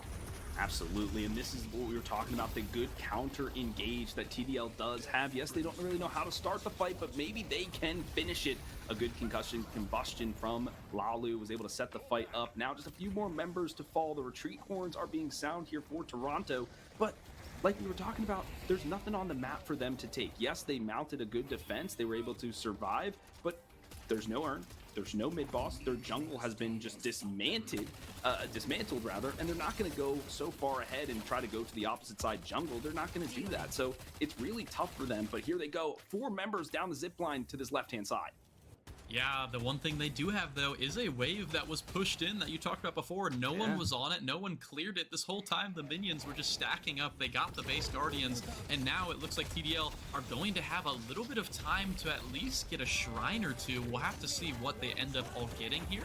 And at the same time here, the other 2 members, rather, Lalo and Attributions, going to be pushing that mid lane, going to be getting that last walker, and it looks like 1 shrine was more than enough for TDL, for them there. As they get the mid lane push, they get the walker gate, they get the shrine, they lose Zephyr, however, with 2 members of the University of Toronto down. It looks like that will not be too big of a deal. So TDL, I mean, they managed to find something in return, but I don't know if they're going to be ready to battle this mid boss once again. Yeah, that's the trade they're going to make, okay? If we put the pressure on this left-hand side, then we know the troopers are going to be marching forward in our favor. At least they might have to send members over there where we can take an advantage fight later down the line. So they know that trade going into it, as the mid boss is now up, and especially losing Zephyr on the back end there. You feel like if you had the Calvin, you might try to go for this 5v5, but with how close this game is, you don't want to take any chances. Here's the mid boss. Do they decide to contest? Do they decide to contest? And that's another disjointed issue we've been seeing here. TDL maybe not quite certain on the comms. Zephyr dying for it instead of going for that 1 shrine. Tried to go for that second one, fall for it. But here comes the re-engage from TDL. They are going to be taking this 5v6. Here comes combo onto the ward, and here comes the 7 ultimate. Here comes the crystals being taken. That's 2 crystals taken for the University of Toronto, and it looks like they are going to be turning it. There goes the Viscous. Here comes Chaos in the mid-boss pit. Lalo managing to get one of the crystals himself. However, TDL is losing this fight. 7 going to be going down. It looks like Null going down. Riser going down. However, the turnaround from Lalo, getting 2 picks of his own, running back in, trying to find the re-engage, looking for the flame dash, getting something on the back end. Johnny's a little bit low. Cater's a little bit low, but Lalo is all by himself, and he will be going down here momentarily. But the flame dash is doing wonders, and he actually is managing to get out alongside the Mo and Krill. Yeah, well, the Mo and Krill is going to try to body block for the president as best he can. If If Lalo can survive, they can hold the base, but that is going to be the primary target. He's going right for the Wraith. The Flame Dash expended once again. He did sneak one of the crystals, however. So, I mean, he's feeling a little bit emboldened. He knows he can stand toe-to-toe in the fight. Man, what a chaotic mid-boss clash there. And it's that war of attrition. TDL, they expended everything, try to secure the mid-boss, try to get some of those crystals for themselves, but after it was all said and done, University of Toronto, they're like, okay, well, that just tickled a little bit. Let me turn around and show you what his damage is really like. And they were able to clean up after the fact. So that is what is a little bit concerning for me, for TDL. It's just like, it just doesn't seem enough. Not maybe enough, but they're managing to. I mean, the game could have been done by now, Philly, right? I think the heroics from Lalo and crew at this point, I mean, Lalo, the Infernus, is kind of all on him at this point, managing to get that Rejuve Crystal, managing to somehow get 2 on the back end and a 3rd in that Wraith, which also, by the way, gets another Rejuve Crystal off the board. So yeah, Styler and Cater both have their Rejuve Crystals still, but it's 2-to-1 Rejuve Crystal, so it's about even if you think about it.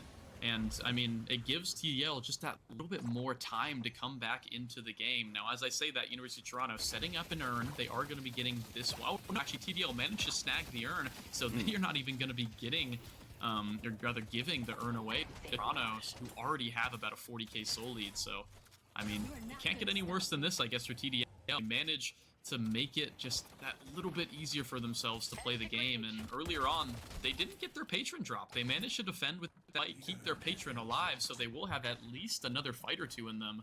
And I mean, this is closer than most games you'll see, so we're pretty lucky here, managing to find a couple defenses in a row. We're at 42 minutes already in a heater of a game 1, Philly. I mean, blessed to be here. That's all I can say. Absolutely. This is the first ever LAN, so these folks are putting on a performance for us. And for those of you just joining us, this is a best of 3, and this is only game number 1, so we are in for a banger of a series for sure.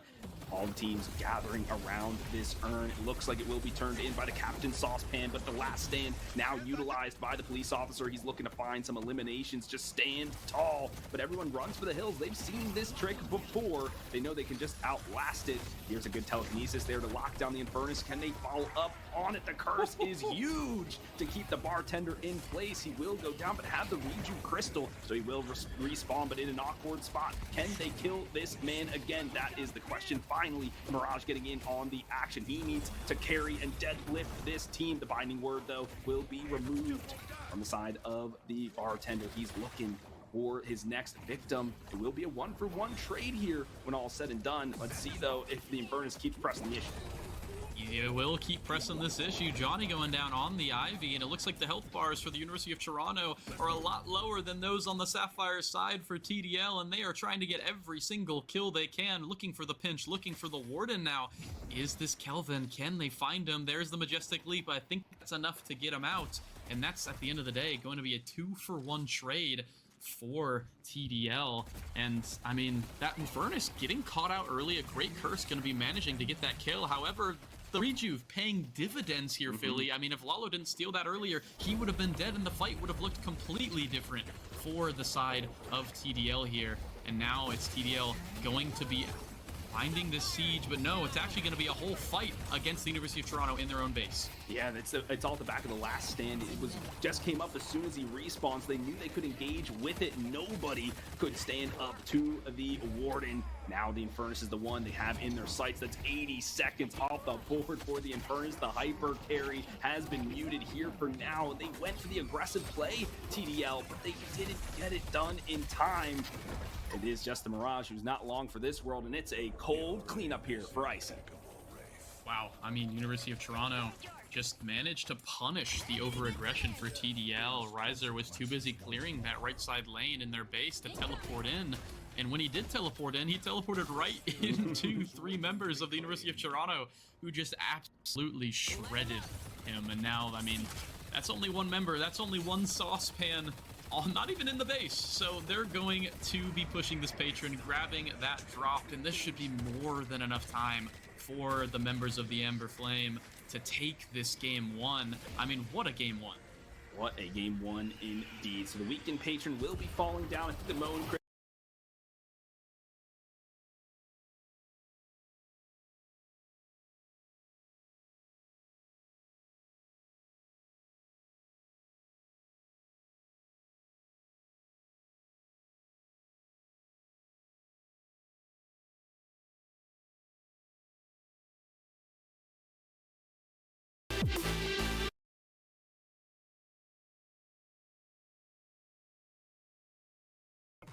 Welcome back, Deadlock fans, to the Death Slam Lan, the first ever Deadlock Lan in the history of the game. And what a time to do it, 1 year out from the initiation of this game, you know, invite only to everybody, but really when it hit the main stage. I'm HD Philly B here with Jord, and we had a fantastic 45-minute banger of a match for game number 1. We fought through some technical difficulties, but we got it done, and we are rolling full steam ahead. We're moving on to game number 2. Yeah, a little behind schedule, but hey, it's a LAN. It's the first LAN, and it's also a last-minute organization of the first LAN. I mean, everything that could have gone wrong has gone wrong, but we're still here. We're still persevering through it. We're still figuring things out. I think still doing a great job. So shout out to all the organizers. Shout out to all the players sitting there waiting and, you know, putting on the thing. I see a lot of people grabbing some food, staying fueled up, making sure they're still ready to give us a good show, which we very much appreciate. And a show we got for that game 1, right, Philly? A 45-minute gamer. Oh, a little love. I appreciate that one. Appreciate that one there. You see the live feed over on the left. The players kind of just commersing right now. I think the draft is almost ready, so we'll be there momentarily. But we can talk about that game 1 a little bit more. You know, I think we saw a lot from both teams, Philly. I think it was a really great showcase for either or. Managing, you know, TDL managing to stay in the game for about 20 minutes longer than they probably should have, showing us exactly what they can do if they get the souls and they get the resources that they need. But also the University of Toronto setting the stage, setting the pace, putting things forward. The billion bebop hooks we got that game to keep that game progressing further, to keep that game hype. I think, you know, great showing for both teams. I really think it could go either way in terms of this best of 3, which, remember, for those just joining us, it is a best of 3. The University of Toronto did take this game 1, so in this next one it will be game 2. So if they win this one, they will get the 2-0 and manage to play no-name players later on in the day. Or if, you know, on the other end, TDL managed to win it, we will be going to a game 3. So that's kind of the state of where we're at right now. Yeah, absolutely. And I think the first game gives these teams a lot to think about. You saw Lalu being kind of the mega carry, hyper carry, whatever, the main star on the side of TDL. So in your draft coming forward, what are you going to do? Are you going to try to protect him more? Are you going to facilitate him more? 5 protect 1 kind of style. But then you've shown your cards here in game number 1. So University of Toronto may not have known that Lalu was goated. Now they know that he is. They know that they're going to try to lock him down. He's going to be priority target in each and every one of these engagements moving forward. So they're going to plan for this in the draft.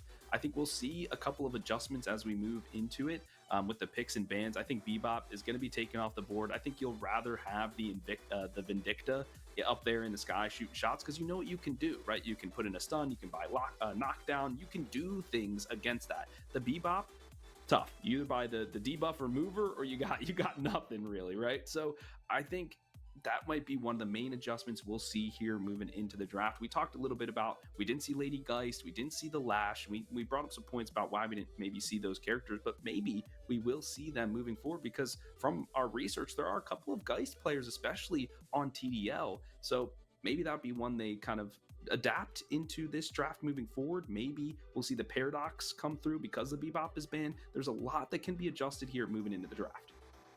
Yeah, we'll have to see. The Paradox was banned in that second phase for TDL, but that did open up the Bebop. That did open up the Holiday, other pick characters that come in, right? There's a lot more pick characters in this game than just the Paradox.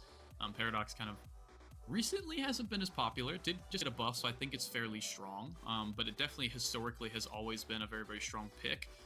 So that getting taken away definitely looked like it would have done something for their comp, but the Bebops, I mean, took a step up and said, I'll build full gun and also hit every single hook. Why not? Let's just do both. So definitely was a big factor, I think, not necessarily in the win towards the end for the fights for the University of Toronto, but to get them to that position, it definitely cemented that spot for them, that soul lead, that early mid boss that they got. So definitely well played to, you know, Big Fat B on the Bebop. Pretty good name there for going closer to there. But another thing to point out with the draft is what characters did well and do we want to take them out, right? Like you said, the Bebop. I think for on the other end, right, since it was a way closer game than it needed to be, taking away Lalo's Infernus maybe, whether it be picked or banned or however they want to do that. Infernus was a 4th pick, but it managed to be probably one of the most impactful, if not the most impactful pick in the entire game. So we'll have to see if that gets taken away, if that gets prioritized by either team in the first 3 picks, maybe this time around. We'll have to see. Sinclair also being banned early, if that's still going to stay as a first-round ban. I think a lot of things are going to change up, and we should be getting into the game momentarily. I believe we're just waiting on one more player to get back in his seat, their seat, whatever it may be. And here we go. It looks like the draft will be beginning here. TDL this time on the Amber side. University of Toronto will be on Sapphire this time around. Yeah, and so TDL, they'll have their first pick of the litter, so to speak, in terms of the band. So likely, you'll probably see that Bebop band out first, and maybe take the Vindicta for themselves on the other side if it doesn't get nabbed up by Toronto. So it will be interesting to see here. It's hard to say because Lalo, coming into this was actually more of a support player, playing Mo, Dynamo, Ivy, or whatever, but really showing his stuff here on the carry. So it's hard to kind of ban him out because maybe, all right, you ban out the Infernus or whatever, but maybe he switches roles and allows somebody else to kind of take that spot, and he can kind of facilitate that person to victory. So, with such a prolific player, it's definitely difficult. But the Magician, as you mentioned, going to be the first one taken off the board here. No funny business in this one. Yeah, TDL banning away the Magician again. There must be someone that's good at it on University of Toronto. Don't want to let that one through. Pretty safe one. A little bit of a little inside info. I remember I used to play in an in-house pub server back in the day, like literally a year ago when I played a bunch of it. That's kind of where a majority of my hours came in. Lalo was like a big Infernus player back then. Like that was like his character back then. I think since then has evolved and changed. And, figured himself out as a player, tried to change things up. But I do remember the Infernus was very good, so I guess it stayed with, held up the test of time here. Once a good Infernus player, always a good Infernus player. I mean, might still just be playing it now anyway, so that's probably the case, but a little fun narrative to push there. It's the Warden actually going to be banned for the University of Toronto. That does open up the Vindicta, though, that was banned last time around, and TDL this time has that first pick, so we'll pick up this Vindicta in that first slot there. Pretty interesting, a lot of room to counter, but it's definitely a very strong character at the moment, and I think we're going to be seeing a very different draft this time around for TDL. Yeah, and I agree with this. I mean, I think, which ultimate would you rather face, an Assassinate or the Last Stand? Well, okay, we'll ban out the Warden because we know we're not going to be able to pick it up ourselves because we're the second pick right here. So let's just ban it, make sure that carry is, not able to play the game. The Vindicta now, like you mentioned, is going to you have to play around her, right? You have to be able to protect her. You have to make sure that she can free fire from the background where you just kind of create some chaos in the front, right? Maybe you create some of those 2v1 situations, things of that nature. And plus, like, what do you find is a good laner here? Especially we know that Airstriker Alex plays the Abrams pretty much almost exclusively. You could do an Abrams Vindicta lane, kind of put those two together. I call it the Fox and the Hound, right? The Hound just like runs through, and then the Hunter's able to shoot the Foxes. They're out of the cover. So that's exactly what the Abram likes to do. And we will have the University of Toronto. They will be piloting the Mirage for the first time in this series. There goes the Mirage, first picked, or in that first two picks for TDO last time. This time it will be the University of Toronto taking it away, and a little bit of a new thing here. Yamato going through very, very strong last patch. I think still a very strong pick right now. A little bit kind of iffy. I've seen a lot of people playing it, not exactly sure where Yamato stands on the tier. I think it's still probably a very strong pick. And I mean, it looks like University of Toronto thinks so as well. With that Warden ban going through, they decided to pick up the other Spirit carry in Yamato alongside that Mirage. So very different this time around. TDL now have the opportunity to answer. Could go for a couple things.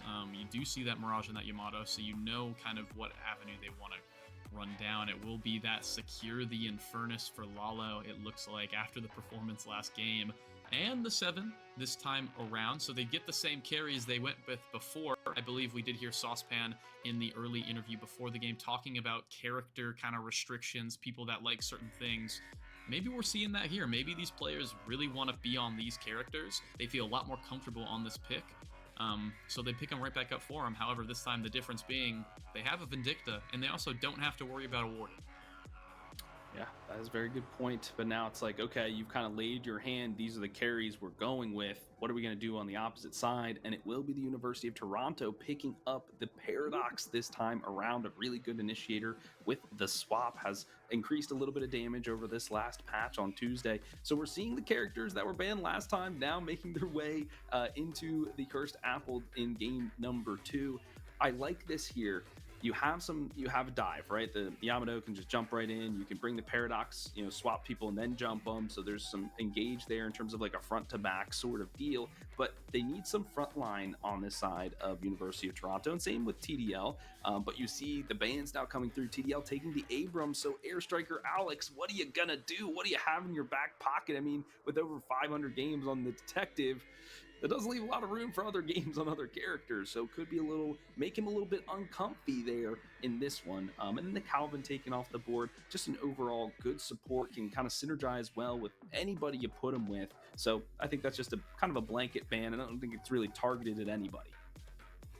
Could be a little little Moe and Krill duty for Airstriker Alex here after this Abrams ban. We'll have to see. I'm not quite sure exactly what else he plays, so we will see as we load into the game later on. The Kelvin ban, interesting. I think Kelvin, one of the better characters in the game right now, definitely the best support in the game in my opinion, is very, very prevalent in every single draft. We see him almost every single game, so I do like that he's banned. Let's open up some other picks. Let's make things a little bit more interesting, but I also like it in the sense of they have that Paradox, they have the Mirage, they have a lot of that poke, maybe that pick potential. The Kelvin kind of runs spoiler to that with a possible rescue beam, as well as a dome, as well as all that healing coming in as well, right? So I think banning that Kelvin away is going to make their pick a lot more, I guess that potential way better for them, as well as they know TDL can play it, as they saw it last game as well. So that Paradox, and now the Wraith, who's getting picked up for the University of Toronto, once again going to be getting a lot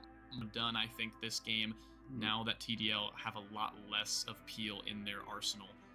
They do still have the Viscous open, they do still have the Moe and Krill open, they do still have options. We'll have to see what they pick up here on this next 2 rounds. Yeah, definitely going to be looking for some beef, but on the other end, it will be TDL snagging up the Viscous and the Ivy, locking down some of the tried and true supports. A guy we haven't talked about, a lot of people say I look like him, is Mr. Shiv the Gangster. Like, hasn't been picked, hasn't been banned, hasn't been discussed. I think everybody's okay with his arc being over for now. We'll see him in chapter 1000 later down the line in the history of Deadlock, but I like the way that TDL is kind of setting up themselves here, whereas the University of Toronto, they want to play fast, they want to play quick, they want to do this guerrilla warfare kind of style, just kind of sneak in and out of the alleyways, find these smaller engagements like Saucepan alluded to for TDL. But I would like a little bit of that front line. You need somebody to help just absorb some of that damage, be the chaos inducer, right? Be like, hey, look at me over here, as the rest of your members can kind of get it done. So like a Calico might be pretty good here as kind of just a frontline assassin. You jump right in, kind of slash people around, then you run away with Ava and the rest of the team can kind of follow through. Or they might be relying a lot on the Paradox to kind of just find these individual picks and then go from there. We are seeing the pocket though, my friend. What do you make of that? I like the pocket a lot. I think that just adds another layer of how you even deal with this to the roster. You have the Paradox swap, you have the Yamato diving, the backline, you have a Wraith that can get a pick from anytime, anywhere, and now a pocket, which just adds in another whole layer of damage. You have the Affliction, you have really just a lot of opportunities to find these picks and that damage, and plus with the Affliction, another pick that I think could have been pretty good for TDL here is that Shiv or possibly a Geist. Maybe a Moe and Krill as well, but the Affliction does really well in those early engages against those frontline characters to just kind of chip them down a bit, just kind of keep them honest with that damage. And so that kind of makes TDL's last pick a little bit harder for them to decide what to do. They still do have a lot of options, but now less so with that Dynamo being one of them, in my opinion. I think the University of Toronto now, one thing they were lacking a bit last game was that kind of heal support-ish option, and that big frontal engage now being replaced from that Abrams now to that Dynamo. So very, very interesting. I actually really like that from the University of Toronto. Not 100% sure how optimal it is, but I just think Dynamo as a character is super fun to watch and to cast. So I'm excited to see that here. And we will be seeing that Lady Geist probably going to be played more of a frontline tanky kind of gun style for TDL in this roster, if I had to guess. We'll have to see as we get closer into this game, but the comps are finished, Philly. I mean, what do you make of both of them? I think the University of Toronto have a very, very scary one indeed this time around. However, TDL, they get the Vindicta, which seems to be a comfort pick for them. Is that going to be enough to carry them through this one? The University of Toronto composition right now is kind of very scary for me. I think their early game is going to be a little bit contentious. They're very squishy, right, as a whole roster. So if their laning phase doesn't go right, it's going to be hard for them to kind of find some of these engagements, especially with how tanky Geist can be, and Viscous, etc.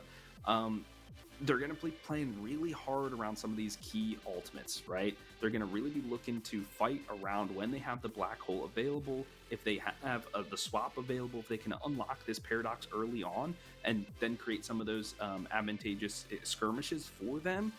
I think that will be good, but it's like, okay, if you're paradox, who are you swapping? Right? Okay, if you swap the Infernus, he's got a lot of escapability. Where's your lockdown on the other side? If you swap the Viscous, he can roll away. The Ivy can fly. The Geist will take the 1v1. So I think it's really tough for them to find the right target here with the Paradox swap.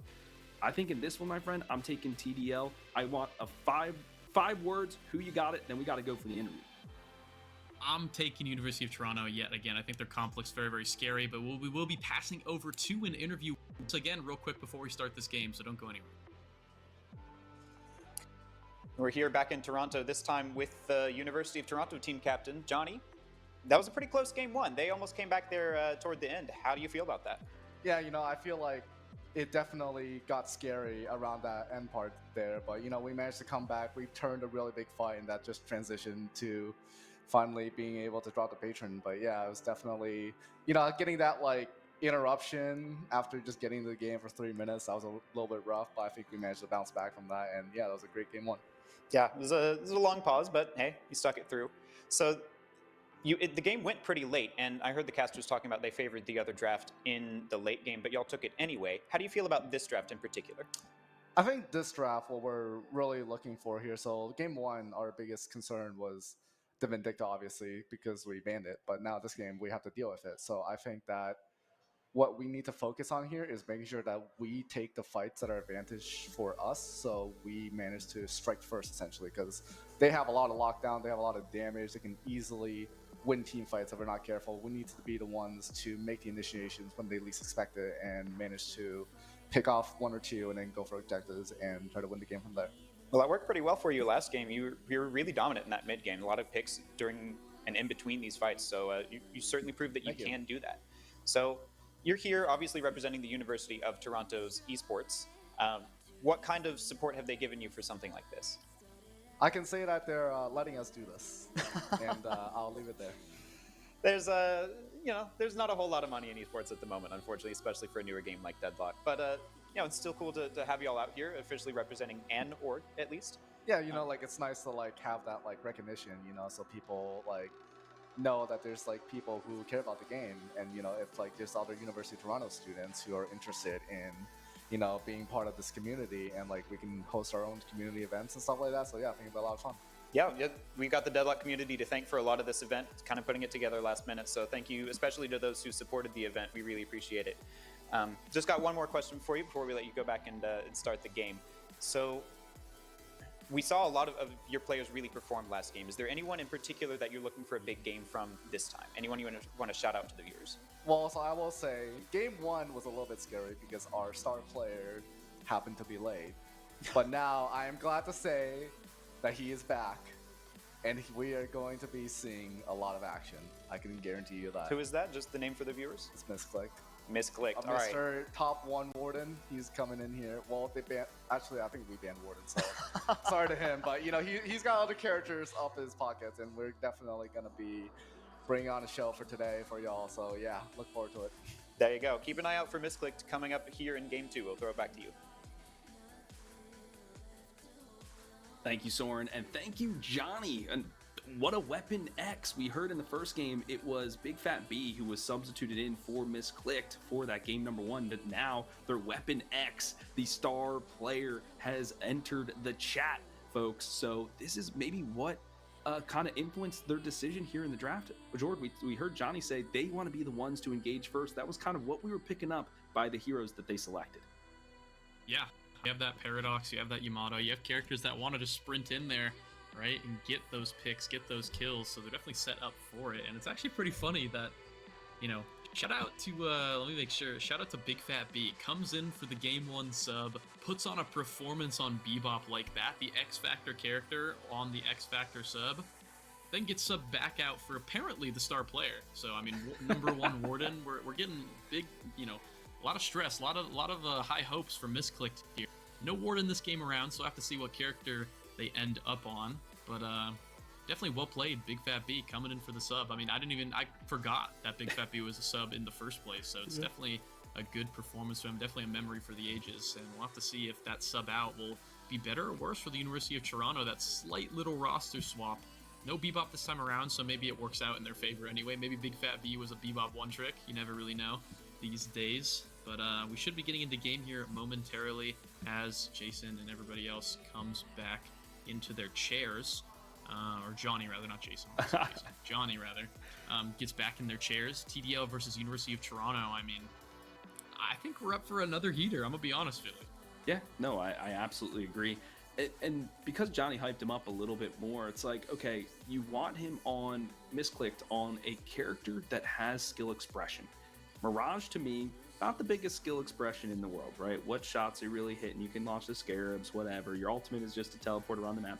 I would imagine they put maybe Stellar on him instead, and or Styler rather, and then allow Misclick to play maybe the Yamato, because the Yamato has a lot of that skill expression. You have to be shifty. You have to be able to take these 1v1s and really duel people on the Samurai. So I'm looking for him to make some of that impact because he's on a high skill character.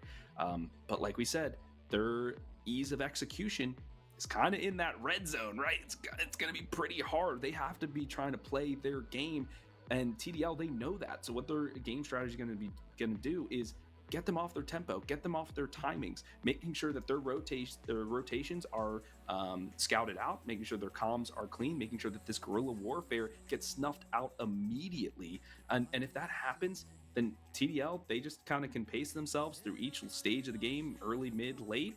Then they win a good team fight around an objective like an Urn or mid boss, whatever it is, then run it all the way home. And then we have ourselves a game number 3 here at the Death Slam Lan. So, chat, let me hear you. Who you got in this one? Is it the University of Toronto with their high pressure, high paced composition, or you like the slow and steady TDL and taking us to game number 3?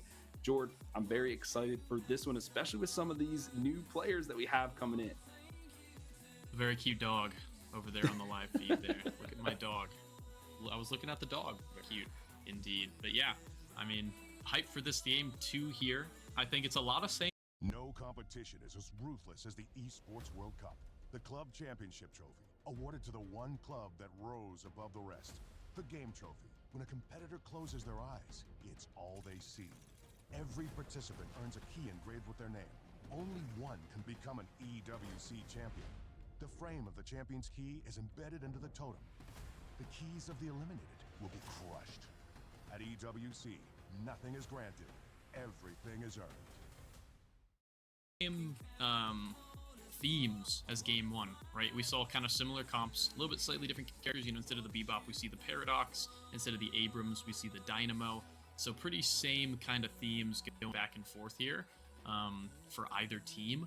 You still get the Infernus, the Seven, all those characters on the side of TDL. And when we saw last game, when TDL managed to keep the tempo in their favor, keep it low, keep things controlled, they looked a little bit better. They looked a little bit more controlled. Their team fights looked a little bit less shaky. However, when you introduce the X Factor, the Bebop hooks, the Holiday Lassos, all of these scary little initiator tactics from University of Toronto into the mix, it started to shake TDL to the point where they just didn't have that fight anymore. They did not have that controlled environment anymore. And when you're at a LAN, and when you're with a brand new team for the most part, it's going to be pretty hard to keep your cool and keep your calm in these fights, or even just stay together and fight together. It's already hard to fight together in this 6v6 MOBA that we call Deadlock anyway, right? It's already very, very difficult to play these team fights. It's now going to be even more difficult when you're not at your in-home setup, when you're not used to the comms, when you have the crowd behind you, all these things that we at home don't actually need to really think about. Yeah, and we alluded to that a little bit during that game number 1, is that in some of those engagements, it looked like TDL was a little bit disjointed, right? They would retreat when two people were going in, or they would use the storm cloud, and then we're like, oh, we're fighting this, but we're already down our carry. Like, so it's some of those things that if they shore up in this, they'll easily be able to dismantle this composition moving forward. Once again, folks, it's about this early game here. If the University of Toronto can survive the early game, not give up too much for free, they can then hit their timings from there and be able to play this skirmish game that they want to play. It's about, can TDL disrupt those timings, making sure they can keep them in lane, keep those Guardians under pressure. What we haven't talked about yet, my friend, is kind of the lane predictions. What do we think is going to, how are the lanes going to match up? Like, you have a Dynamo, where you going to put him with the Wraith, with the Mirage, with the Yamato? Where do you think he's going to go? It's hard to think. Last game we did see pretty interesting. I'm trying to remember the exact lane. So it was that Warden and that Holiday that kind of broke up in the game in that mid lane here. So I'm curious to see if there is going to be that breakthrough kind of like mismatch lane that we saw last game. That Mirage Kelvin just did not quite stand up to the damage of the Holiday Warden. No Holiday or Warden this time around, so maybe it'll be like a Paradox Mirage. That tends to be a very strong lane. You could get that Yamato in with, I mean, honestly, if I think about it, TDL kind of have the slightly scarier lanes. I think there's a couple characters that look good in the early to mid game or in that transition phase, like the Paradox, like the Yamato, like the Dynamo once he finally gets that ultimate. But pre-ultimate, I mean, I might favor the Infernus. I might favor that 7. The Viscous Cube's going to keep whoever he's in lane with safe, right? He did it last game with that 7 who got hooked over and over again, but then cubed over and over again, right? So honestly, it's really hard to predict these lane matchups. I think that we're going to try to see some pretty volatile lanes, pretty scary duos as much as they can for the side of University of Toronto, but I mean, TDL is probably just going to do a similar thing they did last time. They're probably going to end up putting that Viscous with one of the carries, try to have 2 other characters kind of side by side, just make sure you're playing safe to surviving your lane. In terms of like what's winning for TDL, that Vindicta lane, definitely something that we want to look out for. Whatever lane that Vindicta's in, doesn't really matter who she's paired with, can definitely cause some issues depending on who you're up against. So yeah, definitely keep an eye on the Vindicta early for TDL. I think that's kind of the game changer, the X factor in this game for them that we didn't have last game. We had 2 supports. We had, a lot of different, the double carry, as in they had the Mirage, they had the Infernus, they had the 7, they had a lot of gun damage, but they didn't really have that catch, right? They had the Mow and Krill, but early on, that's not really gonna do anything. You're just surviving, right? So this time around, they have the Vindicta, they have the Stake, they have some playmaking potential. We'll see if they can convert an early lead into a later game, or will the University of Toronto take this 2-0? That's kind of what I'm looking at right now. Yeah, that's very. I love. So we've seen this kind of style of draft before. It's like it's not like University of Toronto is drafting a composition that's like the craziest thing we've ever seen. This is guerrilla warfare, skirmish tactic kind of compositions, right? Kind of run at you, find the picks that we want, get people out of position, disrupt tempo, etc. But it's still very scary because, like we were just talking about, what are these lane team ups gonna be like? It doesn't seem like there's some synergy there, but Johnny seemed very confident in this composition, so it may be something they've run before in the scrims, so they know exactly what to do. But scrims is one thing, being on a stage in the LAN with the people behind you, cameras on, the lights, etc., that's gonna be something a little bit different. So I'm just worried if they can weather the storm in the early game and not lose too much, right? Maybe you lose your Guardians across the board. That opens up the map. That kind of invites the Amber hand sign, TDL, to invade your jungle or whatever. But that's exactly what they want. That's the trap that is set here. We're dangling this little piece of bait over here. You think there's free souls for the taking, and then pounce, jump, and they take somebody down. Then pounce, jump, take another person down. And as they keep doing that, they'll get their lead where they want it to be. Then they can roll that into the objectives that they want to take. So it's just about, can they bend, not totally break, and then, jump back, so to speak. Whereas TDL, like we talked about, pretty much extensively, they're just going to be steadily going through each stage of the game. They're going to set their lanes nice and cozy, nice and easy, and just try to roll into it. The game is now finally starting, folks. Let's hop into it. And we do have some news, a little bit of an update. Apparently, Big Fat B swapped in for Airstriker Alex here. So University of Toronto have a little bit of a flexible roster here. Big Fat B going to be on the pocket this time around. I guess we can just take a look at some of these lanes. We're going to start with the right-hand side before the action really gets underway. That Wraith and that Mirage is going to be a bit of pressure, but it's against that Infernus and that Vindicta here. Lalo and Saucepan on those characters respectively.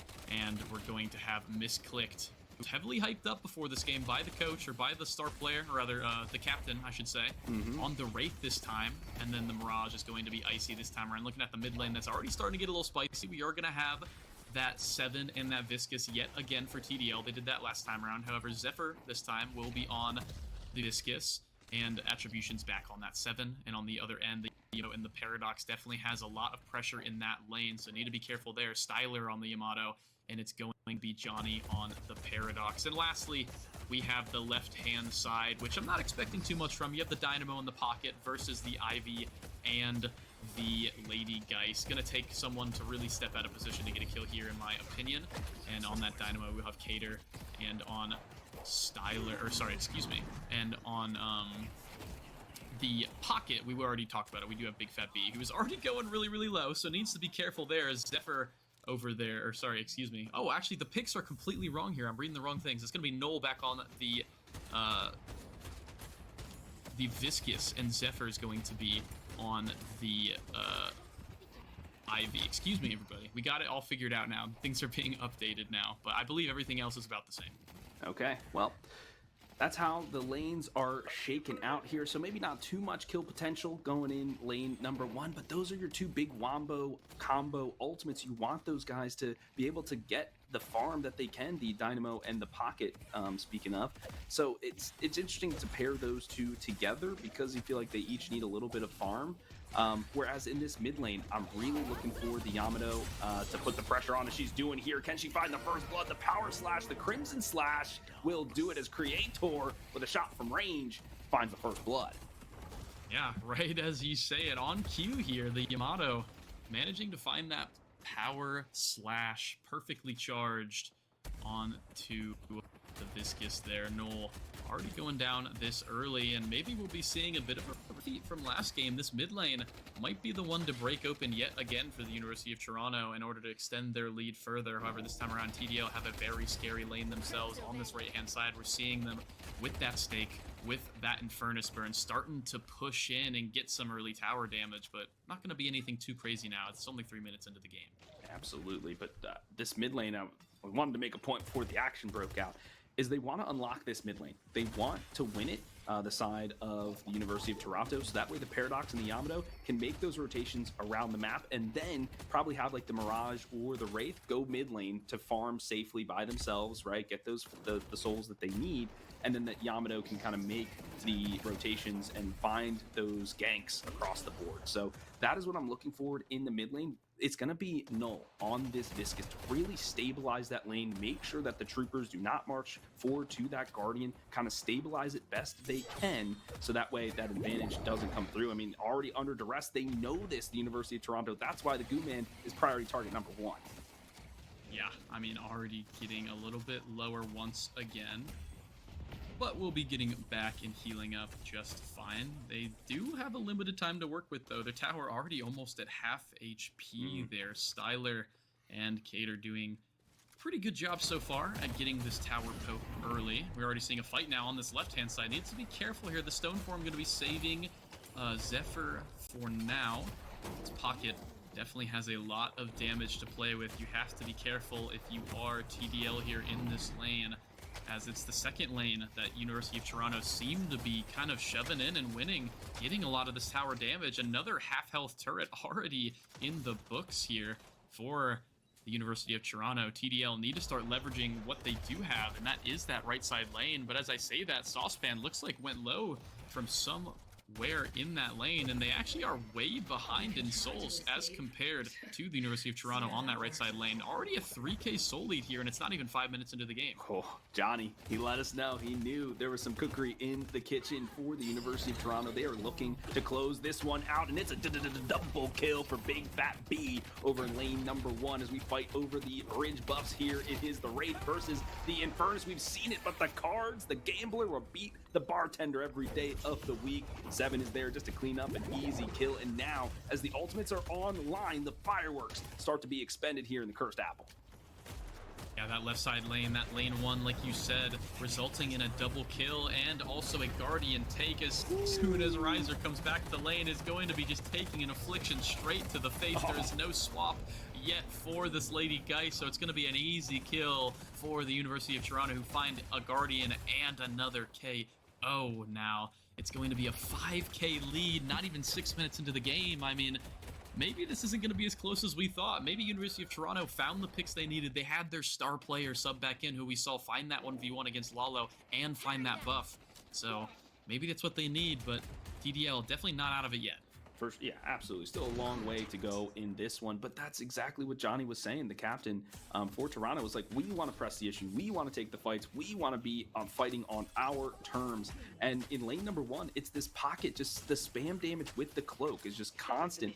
And then what that does is it instills fear in you, especially with the Lady Geist with not many escape tools, where you're like, oh, could he be teleporting on me? Could he be teleporting? And you don't know. So then you play around that, and that's exactly what he wants you to do. And the item build that this pocket is going for is a very close up range. You saw he had close quarters as well as monster rounds, right? He really wants to be up in your business, just pelting it in with the shotgun. So I really find that interesting. I would like him to build a little bit of spirit so he can keep that poke up. Right now it's the Storm Cloud though, it's huge.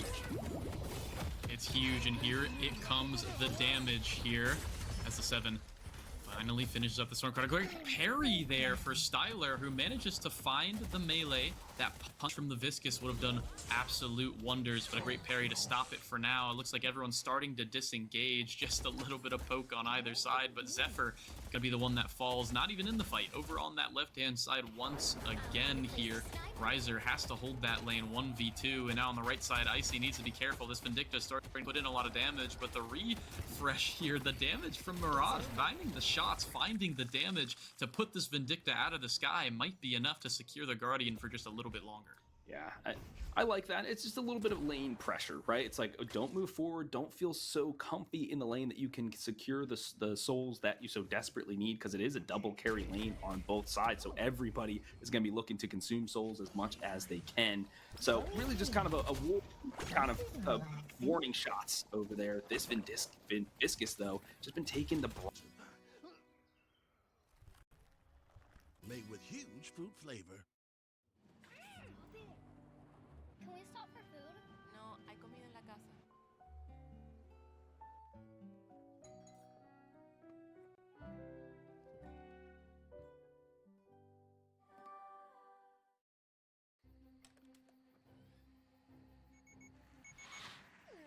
The all-electric, all-quiet Subaru Solterra. Dog tested, dog approved. Take advantage of the $7,500 lease incentive on select Solterra V models during the Subaru A Lot to Love event.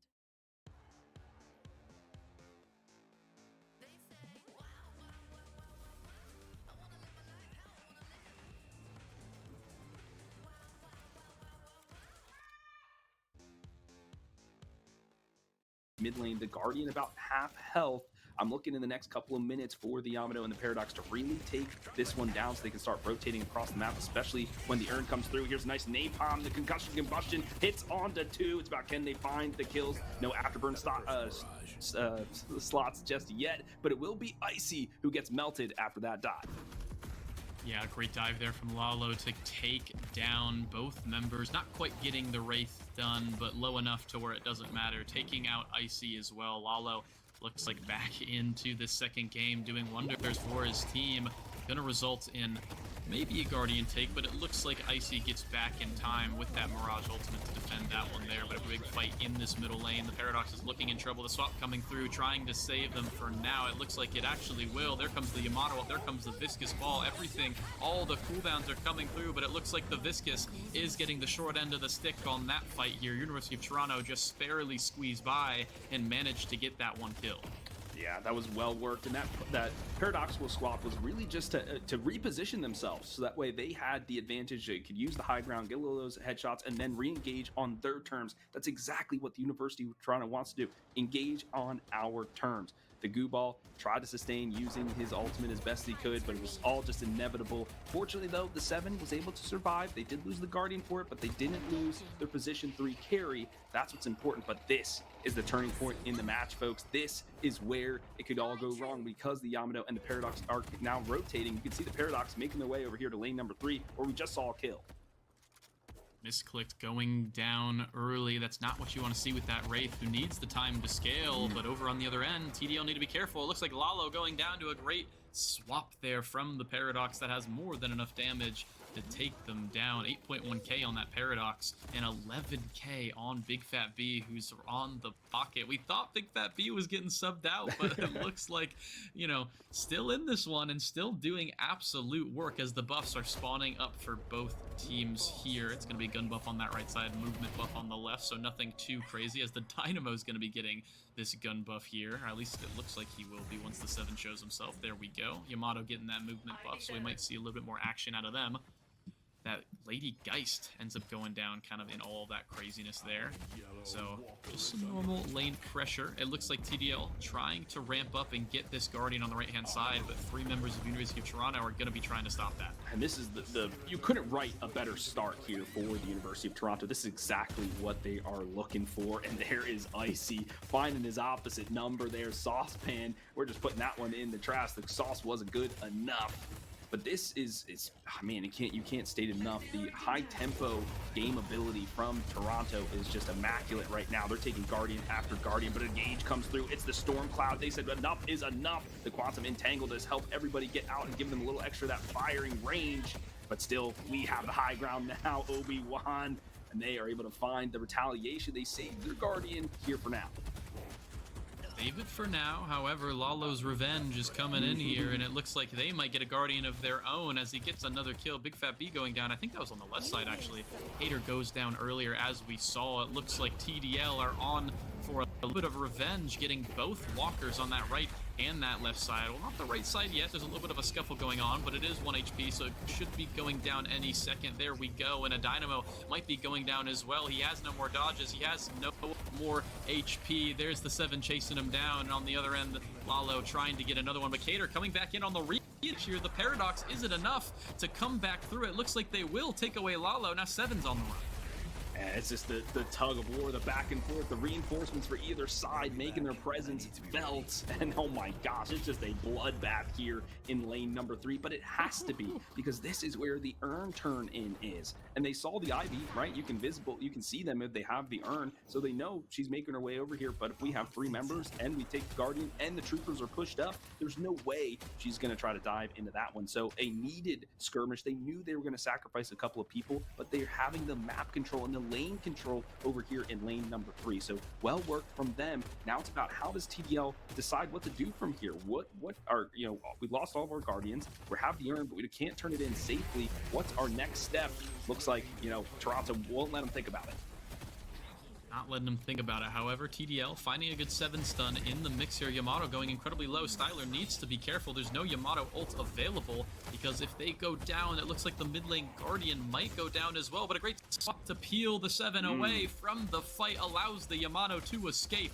And they should have more than enough members now to defend this mid lane Guardian, which is really TDL's only play here. Styler actually ends up going down anyway. I'm not quite sure exactly what that was too. Big Fat B now had a huge skirmish against Lalo. The Affliction comes out, but it's not enough damage. Lalo getting that kill in the middle, and it looks like TDL are striking back, still behind 4K. However, they have a man up, and they will look to pressure this mid lane, maybe pressure one of the sides and get something going for them. I mean, so it was a fantastic assassinate from downtown there for the side of Saucepan, who got that elimination in the end. But I love the creative usage here for the paradoxical swap, as we are seeing it again. The Vindicta plucked out of the sky. It will be the cube to save the carry. That's exactly what the Viscous is here to do. She punches the cube there, so that way the Vindicta can try to survive. The Yamato dives in, but there were 3 members surrounding the Samurai, and that would be the last word from them.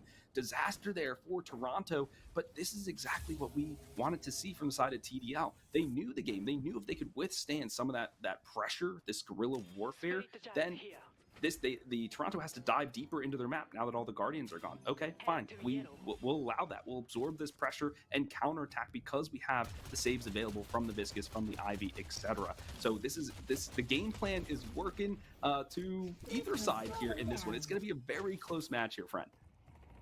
It really all depends on these early urns, which we're seeing getting picked up right now. Only 40 seconds to turn it in, though, so I'm not quite sure if that ends up, or that will end up successful for them. It looks like there's really no one here for TDL on the right-hand side. The Dynamo might have more than enough time to dunk this one in. It looks like he will, as the zipline gets stopped right at the Walker for TDL, who just got caught lacking a little bit.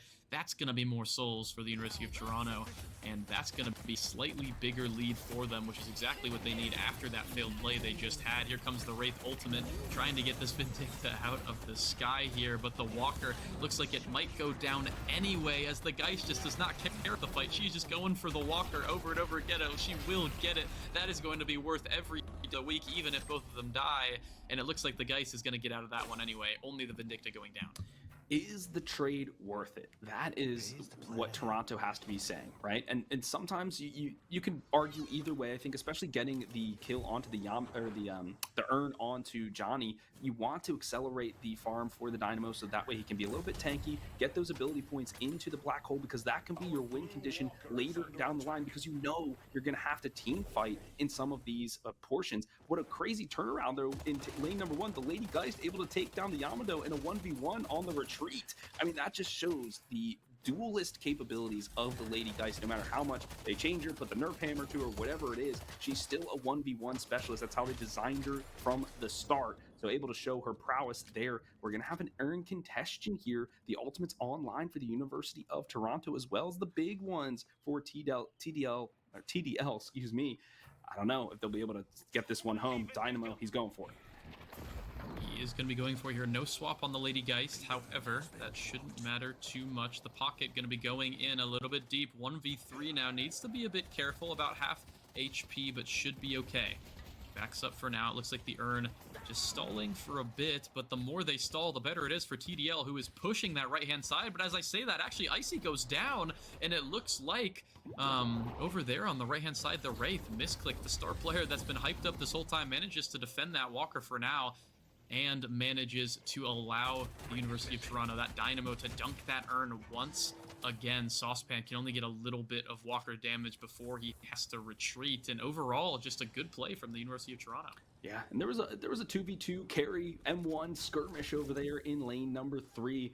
Both members, or both teams, lost a member, and they got a little bit of Guardian pressure, but I like this from TDL. They know they can press the issue in the lanes and win it from a macro perspective, because University of Toronto, what they want to do is fight. Find you off in the jungle, find you trying to take an objective by yourself and eliminate you, and then find the little advantage and turn it into a big advantage. They were doing that well in the early game. Can they still do it now here in the mid game? That is the question. As more objectives come online, you have to make more decisions. Do we fight here before we try to go for mid boss? Do we try to go for the urn and dunk it once again, which they did so successfully once more onto Johnny, so accelerating him just a little bit more. But look at the map state for them. I mean, they've lost a Walker on this left-hand side. They've taken a bunch of chip damage on the one in number 3. So they haven't really been able to be in the lanes because they're looking to fight across the map.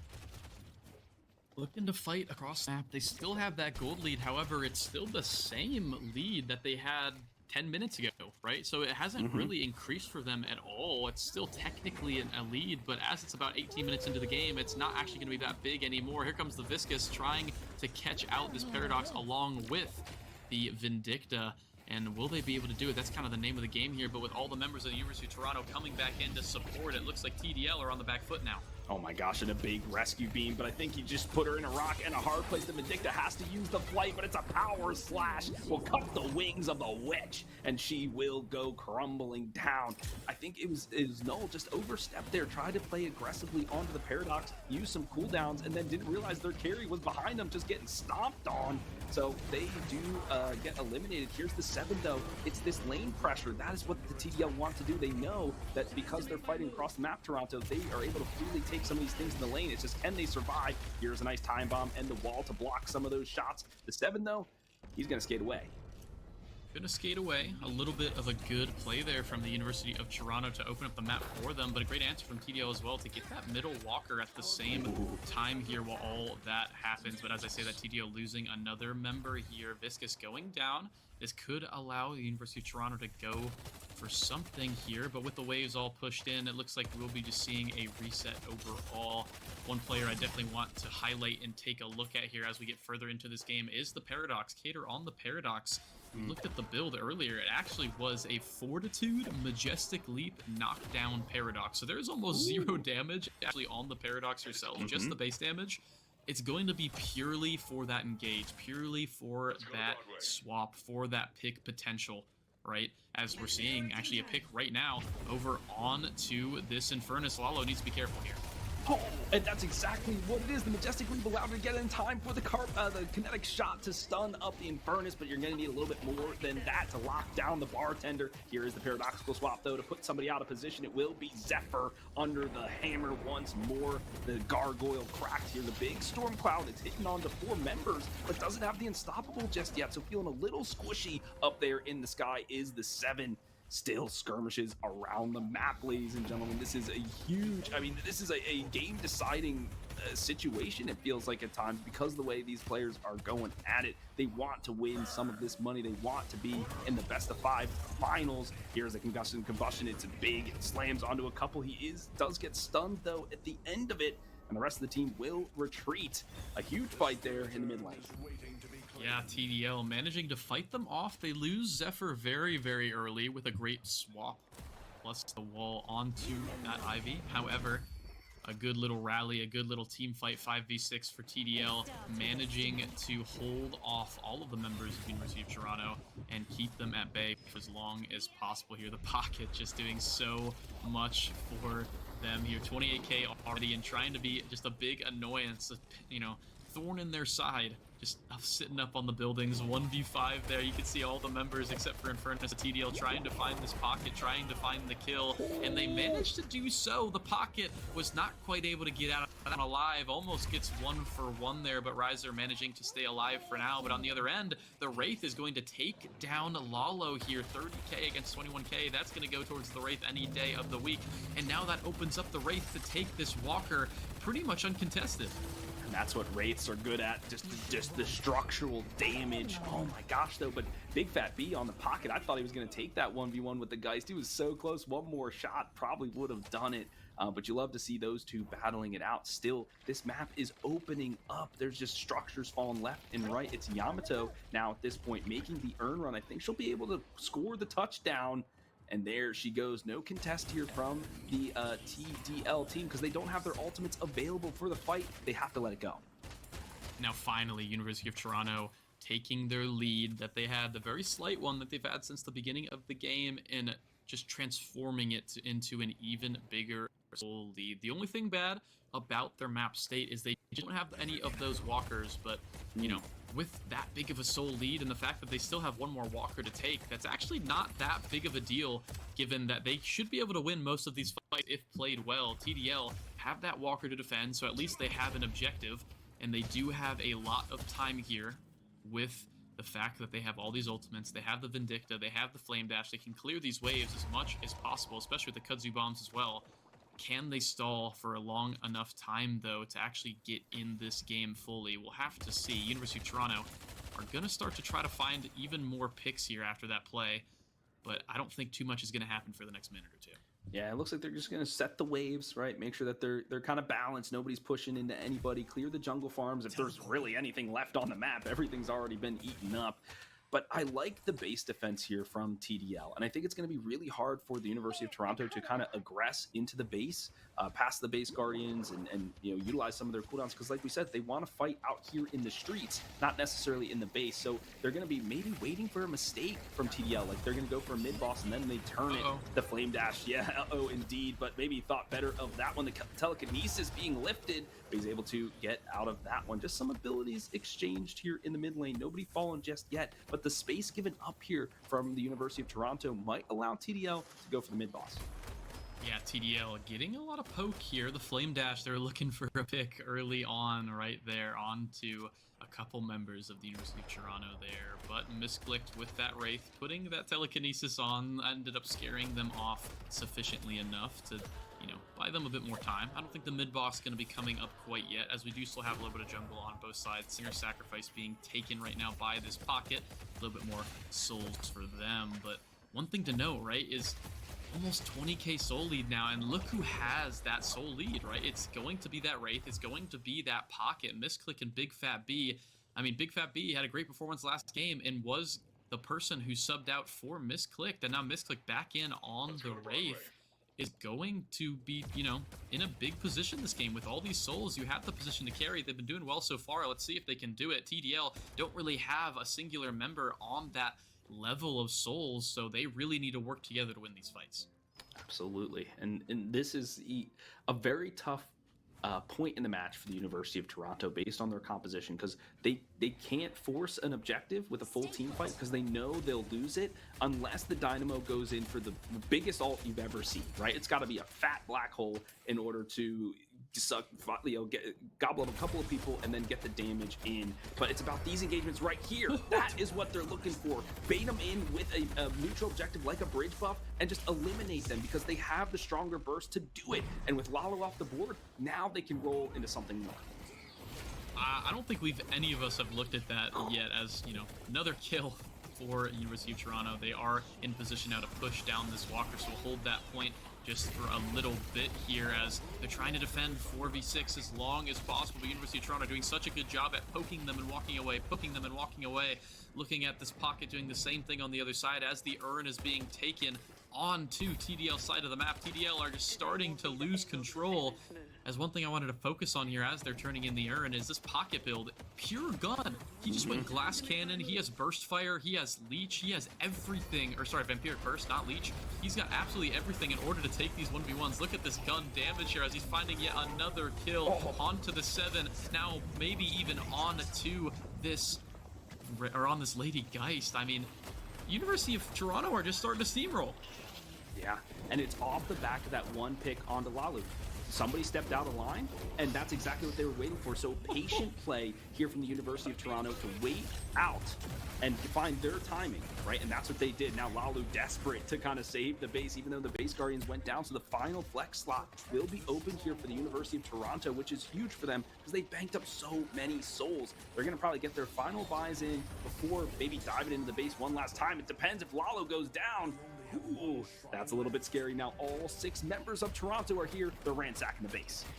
40k soul lead, full base lead. They have everything they need. They're going to be dropping the patron. They're going to be going to buy, grabbing that mid boss even maybe, as they have so much time, so much control. A 42k soul lead here, Philly. I mean, if you're TDL, I'm not even sure what to do at this point. You're at land, maybe try to get in their head. I would try to kick the desk a little bit, unplug a PC or two.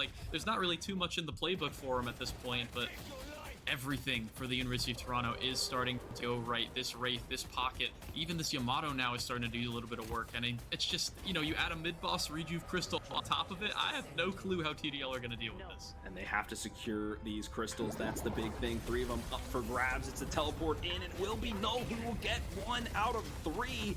Now it's a huge engagement here in the pit. The Dynamo does not have the black hole to expend in this one, so you can see them retreating here for now. They do find the Viscus, though. That was the priority target, and they get him once again. The Lady Geist takes a couple shurikens to the chest, and she goes down. It's a desperation play here for the side of TDL, but they had to do it. One more member is looking to get locked down. The Flame Dash not fast enough. The Samurai is wary to those tricks. On the back end, though, Johnny, the support does get expended for his troubles. They're trying to peel for each other to get out of the pit alive, but it's no can do. It'll be a full-on ace here for the University of Toronto.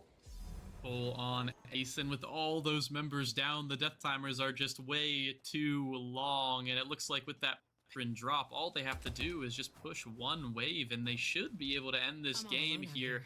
University of Toronto doing what they promised here, subbing back in their star player who's been doing so much damage, so much carrying in this game. Big Fat B putting up another performance, but this time on the pocket instead, and now this base is going to be going down. Saucepan can only sit and watch, throw down an outfire or two, maybe get one for his troubles, but no, it looks like it will be going down. That's going to be the 3-0, or the 2-0 rather, for the University of Toronto, and TDL out of the tournament.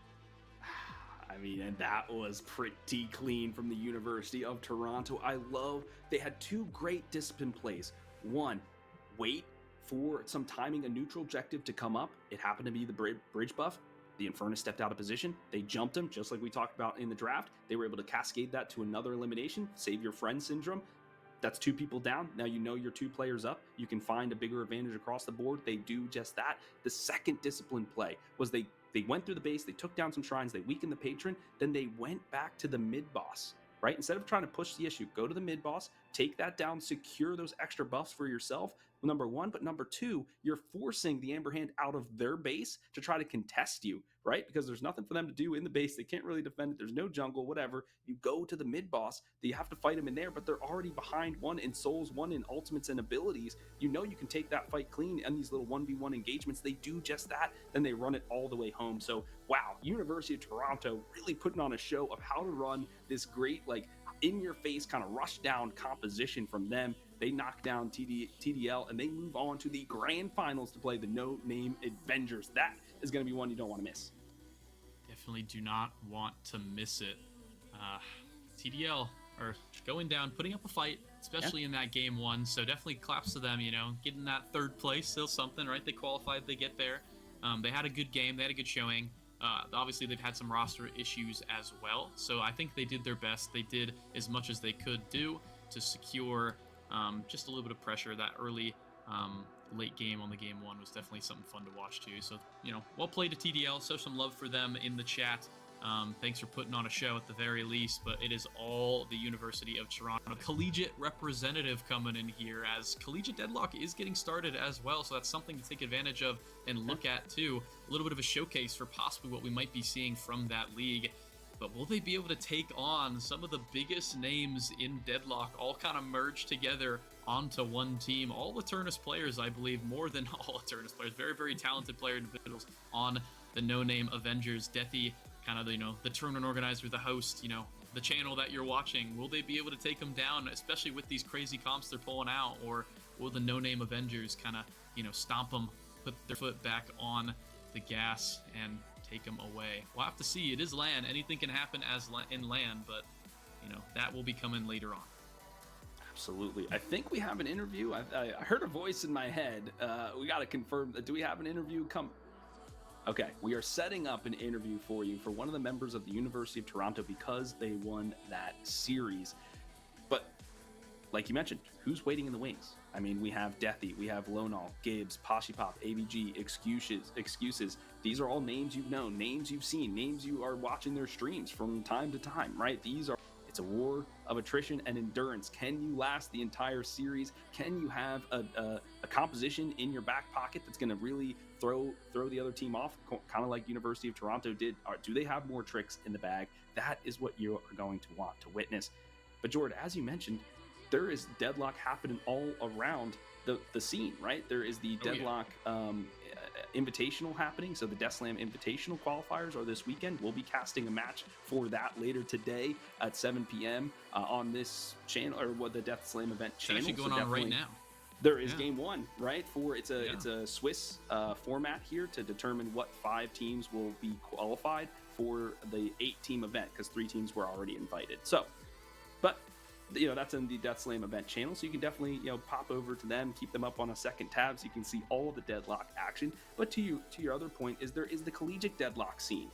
which, you know, we're a part of as well. I casted their season 0. They had 16 teams across the United States and Canada. So hopefully we see the University of Toronto join up with them and get a part of that scene. They're doing their summer mixer on the 10th. I'll be casting a match for that too. So there is deadlock happening. This game is alive and well. Don't let the haters fool you. This is going to be a game you want to follow. It's been out for a year, like we mentioned, man, and you can see how much it has popped off. Everybody wants to get a piece of the action. So definitely, there's a lot of things going on here, Deadlock. The interview's still being set up, but any of your thoughts about how the growth of the scene and where we're at now? It's the perfect time to jump into it, right? I think a lot of friends that knew about the game before, especially a year ago, it kind of, you know, got a little leak, and then everyone's like, oh, I want to jump in, invited 1 billion people from their friends list to play, exploded. You know, that's how I got into the game, I know, last summer. Just kind of exploded into it, got an invite, wanted to try it out, put in all my time back, and took a little bit of a break, as I'm sure a lot of you have as well. But coming back into the game now, you know, it's being updated constantly. We have a big update coming in, I believe, you know, at least, I'm not going to promise anything. I have no clue. There's no leaks here. Don't spoil it. Don't spoil it. I'm just like you. I have zero clue when anything else is coming, but I assume there's going to be another big patch, another big update coming in the rest of the summer at the very least. And it's a great time to get back into it. So if you're not playing right now, start playing again. If you're not in tournaments, start to figure out that. There's a lot of tournaments for any skill level, so definitely check that out. Check out the Death Slam League, Slam Invitational, all the things hosted here by Deathy. Thank you, Deathy, again for doing all that, and production too behind us. Thank all of you for figuring out and, you know, hustling through this day that we got. A busy day today, but we do have an interview prepared here, and we will be sending it over to you here, Soren. So enjoy that. Thank you. We're back here. We hear you over in Twitch chat. We have here Max Big Fat B from University of Toronto, the pocket player in this last match. So the obvious question, why Glock it? Why are you going with the gun build? I mean, it clearly worked out for you. You did fantastic. Why did your team decide that that was the play over Spirit? Oh, actually, the race player on our team was like, for the game, I said, guys, I'm going to go gun pocket. And he was like, you're banned. Do not, or you're kicked from the team. And I was like, okay. But then in lane, we were like, I was kind of beating them with guns. I was like, you know what, I'll just go all the way. It's fine.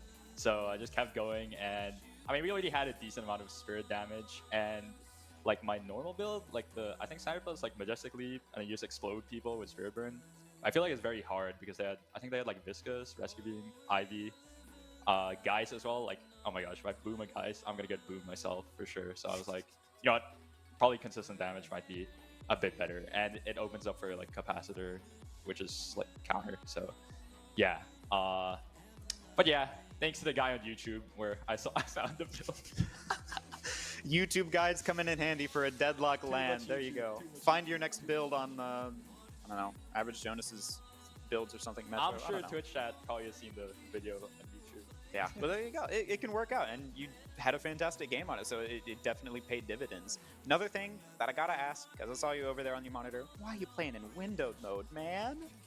Okay, so originally when I first started playing like games in general, I used to play on like an 11-inch MacBook Air, and I would just play on that, and it was like okay at the start, but it deteriorated to the point where, so my main game is like Dota 2, and I would play on like towards the end of its lifespan, I would have like 11 FPS or something, but like it was fun. It's fine.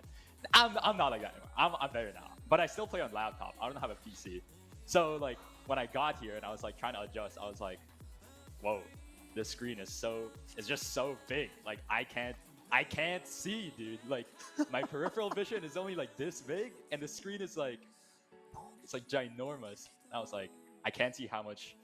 I can't see like. I don't know. I just can't see. Like I'm just permanently tunnel vision. So There's like, so much. It's a big screen. Yeah, it's just too big a screen. So used to little picture-in-picture frame. Yeah, exactly. I mean, I was like, okay, you know what? I'm just gonna play in borderless mode. I'm gonna play like on the lower resolution thing, and then all my teammates were like clowning me for like, what the fuck are you doing? They're literally like struggling. Understandable. Like, yeah, I can't. I just can't play normally. And it's like, yeah, that's it.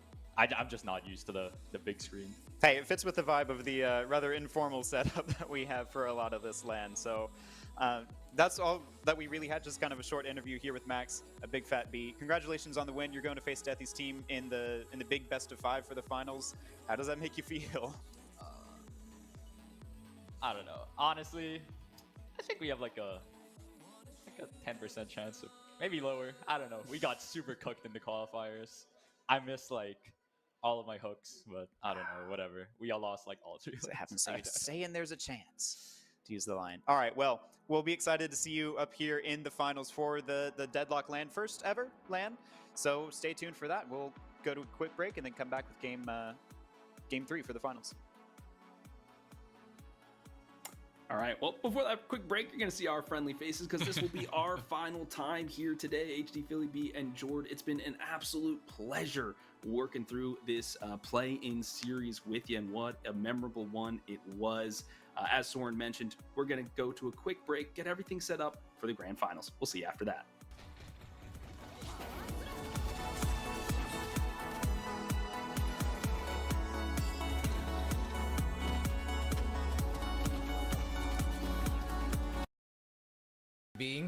But yeah, it is